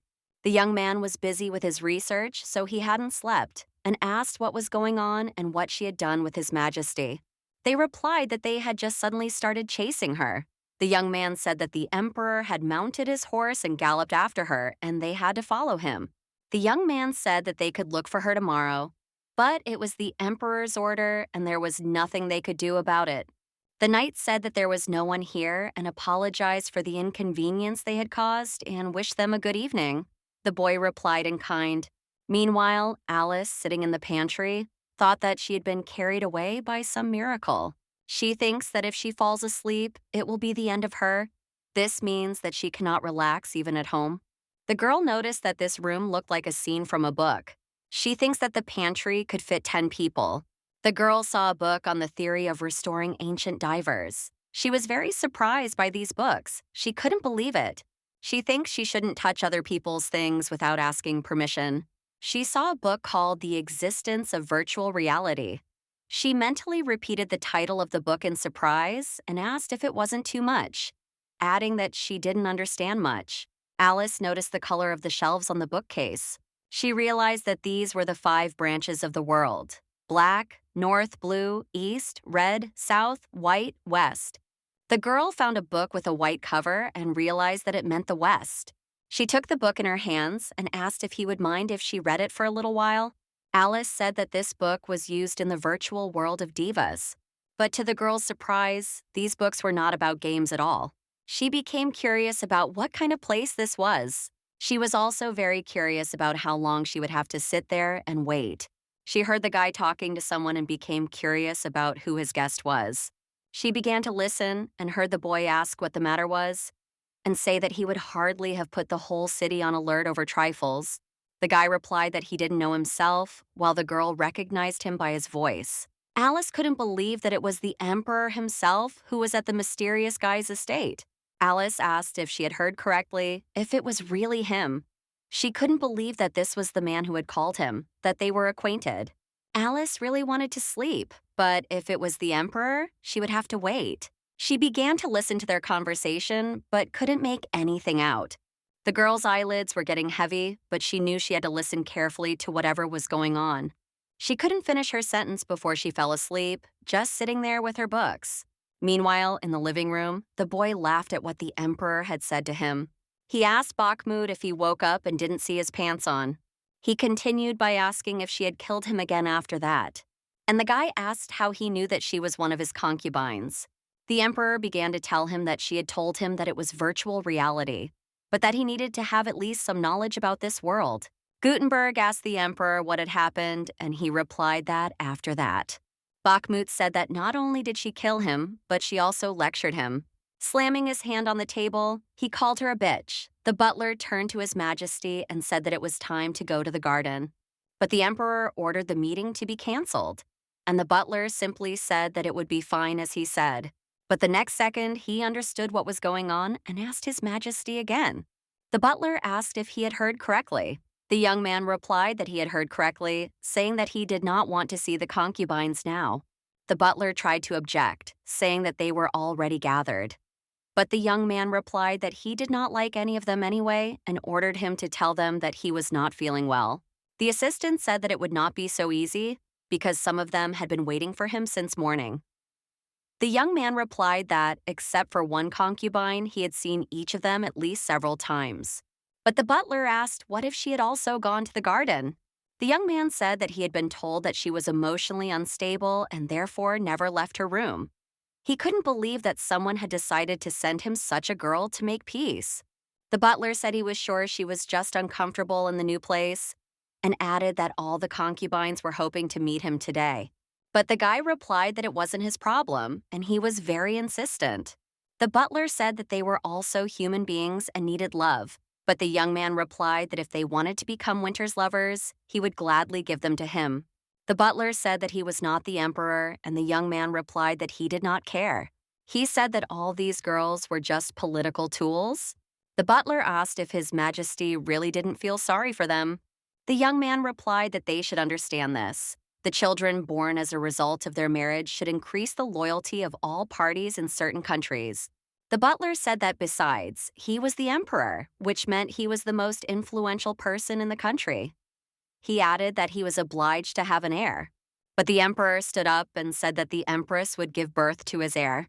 The butler asked when she would appear, helping the boy put on his robe. Bahamut replied that when she appeared, then they would know. He added that the members of Dante's family had a special gift that allowed them to determine whether a particular thing belonged to them or not. The butler replied that he would do as he said and asked where he was going. The emperor asked what difference it made and said that the main thing was to cancel the meeting. The butler obediently went to carry out His Majesty's order. Meanwhile, the young man thinks that he cannot stand this girl, but he really needs to learn more about the world of devas. Bahamut believes that in this case, he should go to the library.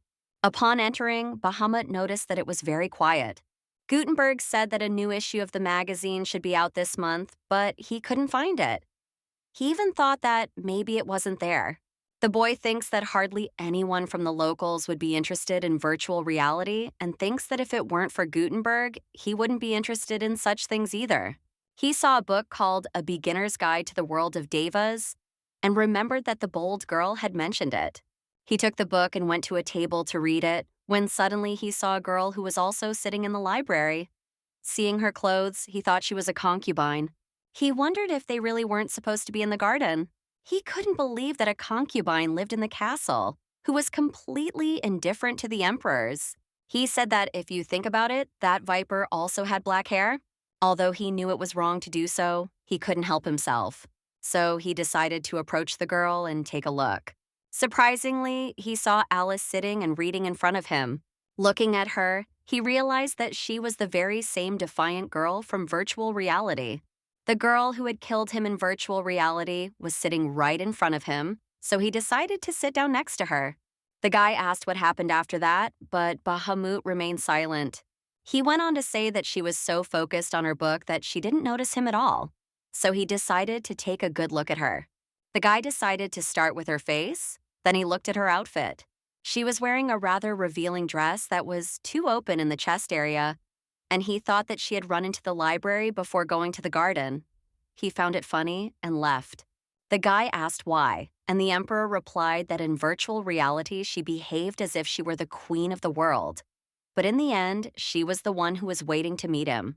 But he thought that nevertheless, she knew nothing about his taste. He said that this was already a case of ignorance. He cannot stand women who try to seduce men with their appearance.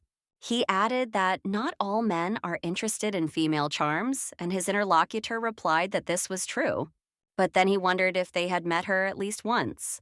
But it was all in vain. He understands that he doesn't look closely at the faces of the concubines, so he wouldn't be surprised if he forgot someone.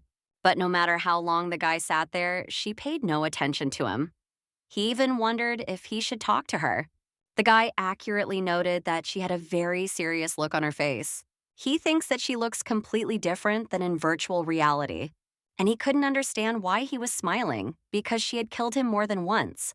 He thinks that if he goes to the garden, he will surely see her again and thinks that she will be very surprised when she sees his face. After all, outside of virtual reality, he is an emperor. He thought that this meant that she was his concubine. Emperor Bahamut summoned Rupert, his butler, who responded and awaited his orders. The emperor asked if there were any concubines who did not know his face.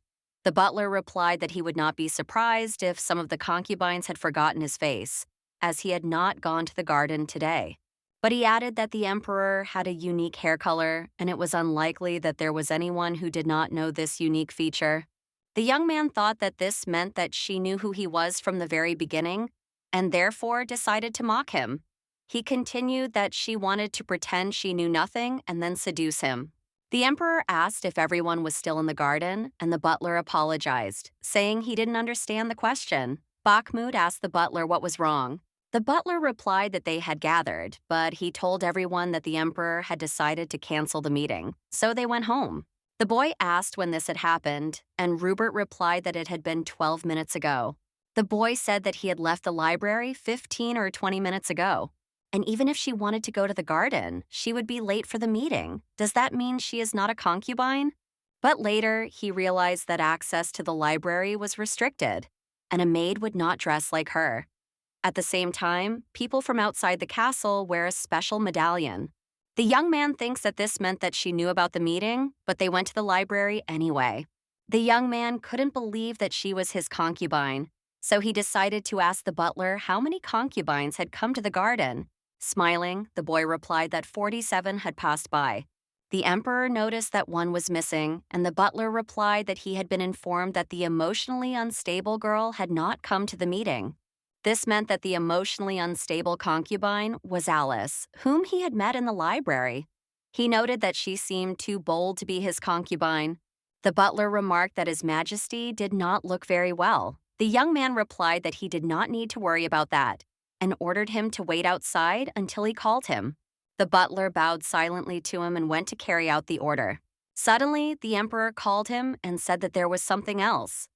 Bahamut asked him to bring him a list of the names of all the concubines. The young man, who was sitting and listening to the emperor's story, asked if her name was on the list. The emperor replied that yes, she was the emotionally unstable concubine. The young man asked what happened next. He continued to say that he had read that battles could not be fought in the hotel, and that physical characteristics from the real world were taken into account there. Therefore, he decided that it was the perfect place to meet after resting. So he logged back into the game and sent her a message. While waiting for a reply, many different thoughts ran through his head. Why did she do that? Does she want to be his lover? Or did she want power, and did she really want to become an empress? At first, he decided to make sure that she knew his true identity. All the concubines wanted his love, so he would find out for sure if he took her to bed. If she really knew who he was, she would argue, but she would never refuse. But she behaved as if she had never thought about such things. She was really uncomfortable, so he decided to listen to her. At first, he thought she was a very good actress. She talked about a political marriage, that he was a noble man to others, but to her, he was a thief. After listening to her until the end, he realized that she really didn't know who he was. Nevertheless, she had the nerve to call him a thief, and he even wanted to praise himself for such restraint. Because she surprised him so much, being the emperor's concubine in the real world, she decided to play at love with another man. He could have punished her on the spot, with no chance of mercy, but she didn't know he was the emperor. Strange men had been following him for some time, so he decided to use her as his bodyguard. At first she agreed, but then he decided to tell her about his goals, and her reaction surprised him greatly, and she suggested they part ways. She gave him a little money and simply disappeared. He was curious. He did everything she asked. But why did she do that to him? He couldn't understand her motives, but he didn't have time to think about it. He knew he had to get the divine object no matter what it cost him. In order to get used to the game, he began to complete tasks. At some point, she suddenly appeared. He was terribly angry, but at the same time, a little glad to see her. She looked a little exhausted, after which she left again. He tried to send a message, but was blocked. He regretted not being careful enough. He didn't have time to beat himself up. He needed to find another strong person who could help him. He continued to gather wheat while thinking about this, after which fireworks appeared in the air. Finally, the boy realized that all this time, she had been the mayor of the city. The young man, who was sitting and listening to the emperor's stories, said that it was very interesting and asked what happened next. The young man said that this was why he asked him what level was needed to rule his city. The emperor said that it takes about 20 years and asked if that was correct. The young man replied that that was exactly right. The emperor said that she was only 21 years old. The young man said that becoming the head of a city was not so easy. First, you had to play for a very long time. The emperor said that anyone would want such a person in their group, which is why he wanted to talk to her again. He said that he was lucky and that her name was on the list of guests for the ball that Winter had sent him. The young man said that this meant she had to be at the party. The emperor replied to him just like that while sipping tea. The young man asked what happened next. He was really curious. He said that he had ordered her to go to the party and sent his carriage instead of Winter's. The young man was surprised and asked if that was all. And Bahamut replied that it was, because it was a masquerade ball and he would not have been able to recognize her if he had not done so. The young man asked if that was all. The emperor replied that he had also instructed the messenger to find out who the woman was. As ordered, he found out everything about Alice. For some time, Winter was interested in her. At one point, he came to him with a request. He wanted him to hand over Alice Muir-Entrell. The emperor thought he could give her away without any qualms, but he replied that he would think about his request. Looking at Winter, he was a little disappointed by his words. Bahamut decided to put the matter aside and leave. He ordered him to wait until he gave permission. He was curious to know why this emotionally unstable concubine had been invited to the ball. He wanted to meet her somewhere where she couldn't escape. And that's what happened. They bumped into each other in the hallway.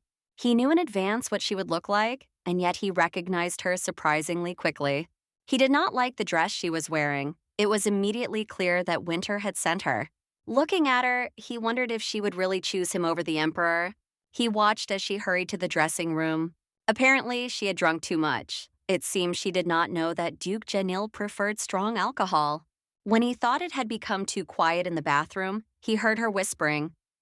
The boy said how could that be, since sorceresses should not become concubines. The emperor himself said that he was not entirely sure. He didn't know if she was pretending or really using magic, but he wanted to check when she came out. Of course, he could have gone into the women's restroom, but he decided to hold back. After all, she would think he had no manners. He thought that sooner or later she would come out anyway. So he decided to just wait. After a while, she came out, and when he looked into her eyes, he didn't care about the magic anymore. He really wanted to know how she would react, whether she would panic that someone had caught her using magic, or whether she would start to get nervous when she saw a man with unique hair color. Maybe she would understand that it was Bahamut from the virtual game. Whatever the case, he wanted to see panic on her face. But she behaved completely differently. She walked around him and headed for the banquet hall. She just smiled at him, and he couldn't just call her back, so he decided to follow her. He looked at her and couldn't understand why she was smiling like that. Walking through the hall, he asked if she really didn't see people's reactions. After that, she suddenly stopped at one of the tables. He wondered if she wanted to drink again after what had happened in the bathroom. But the guy, just like Alice, overheard the conversation between Fair Rose and Heartbarrel. The guy realized that this meant they wanted to whip Alice. He knew who they were, the concubines he had given to Winter. He remembered that he had recently been told about a girl named Ruin. In that case, he would have forced Winter's concubines to deal with it, as he had done with Ruin. But with Alice, it was different. He couldn't control himself and decided to help her. He asked her to dance, and it seemed that she still didn't understand who he was. While dancing, he looked at her and thought that she was emotionally unstable and wondered who had come up with such nonsense. After all, she didn't seem like a withdrawn introvert. He would even say that, on the contrary, she was quite open to those around her. He thought he needed to find out more about this. Then he turned to the girl and said that she must have heard what the girls were saying and asked if she was very nervous, but she replied that it was all thanks to him. He noticed that she was not afraid of anything at all, and he thought that she was a very strange girl. Didn't she know how painful the beatings were? Such punishment would leave her with scars. While the boy was in shock, the girl asked him what had happened. For a moment, he was speechless, but then he said that she was very nice. In response, the girl simply smiled modestly. The emperor knew that the time had come to reveal his true identity. He was curious to see how upset she would be. He thought she didn't need to know that he was the emperor, but he really wanted to see her reaction. He recalls that she wanted to betray him. Could she not have guessed the consequences of this act? Then he asked her if she had a good memory, and the girl was very surprised by his question. And that's when he asked if she still didn't understand who he was. He thought that her lips began to tremble and her eyes began to dart around as if she had encountered a predator that was too much for her to handle. Looking at the whole picture that unfolded before him, he thought it was a very pleasant feeling. It seemed that she really thought that he would never be able to find her. Then he remembered that he had asked her to come out onto the terrace, and she had agreed. And the boy said that it wasn't bad. The emperor thinks that he won't tell him how strange he felt at that moment. The guy asked if he had decided to talk to her in person. Bahamut said that at first he took her to a mini terrace. This is where couples go after dancing to enjoy the special atmosphere, but the emperor had a slightly different goal. It's a place where two people can talk. Smiling slyly, the guy asked him if he had decided to forgive this concubine. The emperor repeated his question, and the guy turned pale. Bahamut continued, saying that he was saying strange things and asking why he had suddenly become so nervous. The emperor asked if he had said that he would find her soon, but was she really here?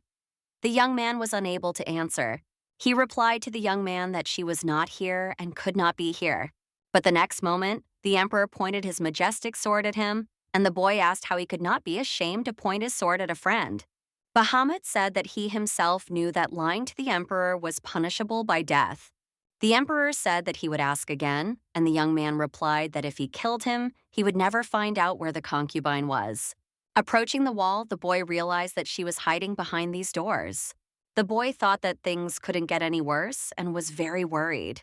The emperor asked him if he wanted to die, and he replied that if he died, he would not be able to open the door, even if he destroyed the entire building.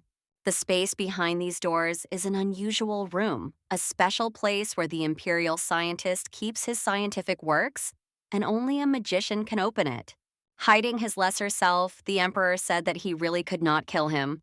He continued by asking whether, in that case, he wanted to suffer until he wanted to die. The young man addressed his majesty and called him the blessed deity of lightning, Adal, and asked him not to say such things. The emperor said that in that case, he should finally open the door. The cunning young man said that for 10,000 divers, it was not a problem. The emperor asked why he had hidden the truth from him, and he replied that he could have done something to her. He added that she was also very pretty. The boy said that if she knew how to use magic, then he should expel her from the estate, and also report this to her homeland.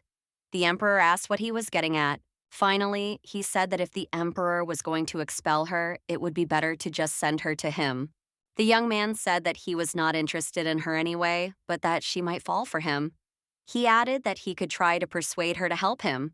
The emperor said that he would give him 10,000 and asked him to shut up and open the door. They opened the door and the girl began to fall. The boy caught her and was surprised that she had fallen asleep. He asked the emperor what he was going to do. Perhaps take her to the palace. Taking the girl in his arms, the emperor ordered his servants to be called. Bahamut asked if he had a spare bedroom. The boy asked him if he wanted to put her in it. He was really worried about the girl and said that this was exactly what he was going to do. They went into a dark room. The young man said that she was too pale and ordered the maids and a doctor to be called as soon as possible. Although the young man was unhappy that the emperor had started giving orders, he agreed with him. The emperor asked the doctor how she was, and the doctor replied that, judging by all appearances, she was simply very tired and needed rest. The emperor summoned Gutenberg and asked him to call the captain of the knights, who of course agreed. Sitting on the bed next to the unconscious girl, the young man called her a fool. Looking at her, he wondered why she was wearing such a tight corset. He wondered if she had fallen in love with Winter just because he treated her well. He wondered if it was enough for her to be an ordinary concubine, considering how polite she'd been in her conversation with the emperor. The young man remembered their conversation about how extremely rude it was to talk to people like that, and how he had replied that she was right and that in reality they were meeting for the first time. He said that after that, she suddenly disappeared and he never saw her again. At first, he thought she had fallen, and his heart almost stopped. That's why he rushed to look down. But he only saw the back of the girl running away, holding the hem of her dress. He recalls that he began to chase after her, and as he approached the gate, he saw her mount a horse and begin to disappear. At first, he remembers wanting to use lightning magic, but he was afraid she might die. Fortunately, she turned onto a narrow road, but when they found her horse, doubts began to gnaw at him. What if she had fallen? That's why he ordered the soldiers to search the area. It bothered him that she had made him go so far. He thinks that if he just leaves her, he will be fine. Waking up confused, Alice couldn't understand where she was. The girl was able to get to her feet and walk to the window. What she saw there surprised her. looking at the children, the music, and the people talking. She thinks she hasn't seen such a scene in a long time. She even wondered if she was in virtual reality. However, she did not remember connecting, and she wondered if she might be asleep. To be sure, she decided to use her famous airstrike. As soon as she used it, the window shattered into thousands of tiny pieces. Alice said that if she could use magic, it meant that this was virtual reality, but she couldn't remember when she had logged in. She tried to summon her information familiar, but nothing happened. She was very curious as to why she couldn't do it. A mysterious figure was watching. Behind this mysterious figure was none other than the maid. When the maid saw the girl, she ran away and called her master, saying that the girl had woken up. Gutenberg entered the room, and when the girl saw him, she realized that his face was familiar to her. She realized that this was the man who had helped her. If she was not mistaken, his name was Gutenberg. Finally, the girl began to remember that she was in a small room with books when she fell asleep. In addition, Alice was very concerned about one question. Was she really using magic now? She realized that it was not a dream, but she did not understand why she had become stronger than usual. She felt a little awkward and asked how it all happened, but the boy just looked at her in surprise. Alice apologized to him and said that his window had suddenly broken. She added that she had done it unintentionally and said that she would pay for the repairs. But the guy turned to her and told her not to worry about it, calling her Alice, and she asked how he knew her name. The guy explained that he had left her slippers by her bed. The girl was confused and said she hadn't even noticed them. He told her to come over, but to watch her step. As she walked towards him, the girl hurt her foot and was very surprised that the debris had flown all the way here. The guy apologized to her and said that it looked like she had hurt her foot. Taking her foot in his hands, he asked if it hurt. She silently asked him what he thought, but replied that everything was fine. She asked him to let go of her leg, but it seemed that the boy did not hear her. Gutenberg began to recite a spell to the deity of the underworld, who is the patron of life and death. He continued by saying that he was calling on her help. He asked her to return this place to its previous state with her power. The girl couldn't believe what she was seeing, and the guy replied that it was divine magic of return. The girl asked him in surprise, and he replied that since the wound was minor, he could only use this spell. He turned to Alice and asked if she was still in pain, and she replied that she was not. She felt much better. She asked him how he knew her name, and Gutenberg asked her if he could ask her one question. Alice remembered his conversation with the knights, who said they were looking for a girl. Elisa apologized for eavesdropping on their conversation, but the boy said she had nothing to apologize for. Gutenberg said that it was no coincidence that he had learned her name from the emperor. The girl was incredibly surprised. She had already forgotten about him. Alice apologized to the boy and asked if the emperor had found her. The boy replied yes and added that they had been waiting together for her to wake up. Alice couldn't believe it. She remembered how they spent time in the virtual world. She didn't know what to expect. She was even afraid to think about what the emperor would do to her. The boy gave the girl a glass of water and said that it seemed she had been very ill yesterday. Alice asked in surprise. Gutenberg said that her body was very cold and her face was very pale. They thought it was because of the corset, but she wasn't getting any better. He said he decided to examine her again and found that she had used up all the mana, and then he healed her with his healing magic, so she had nothing to worry about. She knew about healing, of course, but she didn't know how it was possible to use up all the mana, and she didn't know what that could mean. The guy standing behind her explained that to use magic, she had used her body's energy. When she turned around, she saw none other than His Majesty Emperor Bahamut. The girl quickly turned back, and Bahamut ordered her to drink the medicine. Alice was very curious how he could have found out about her. She couldn't believe that this strange man had betrayed her to the emperor. The girl remembered how he had treated her. He didn't look like someone capable of doing that. Could the emperor have forced him? Alice even suggested that he might have been threatened with death. Alice had so many questions, but now was not the time to ask them, and she understood that perfectly well. Turning back, the girl saw the Bahamut in his watchful gaze, and she felt uneasy. She was on the verge of tears. She thought her situation couldn't get any worse. Gutenberg turned to her and whispered that she should drink quickly. The girl thought that she had no other choice. She needed to drink. She gathered herself, took the piggyback, and quickly drank it. The guy handed her the slippers and asked if she was hungry. He added that he had ordered breakfast and asked her to eat. Gutenberg said that they would discuss everything after breakfast. The girl did not understand what they wanted to talk about, but later she realized that most likely they would talk about what happened yesterday. She thought that her last hour had come, her last supper. She didn't understand why she thought that they would just let her return to the castle. She didn't know what they would do to her, maybe throw her in jail, maybe punish her.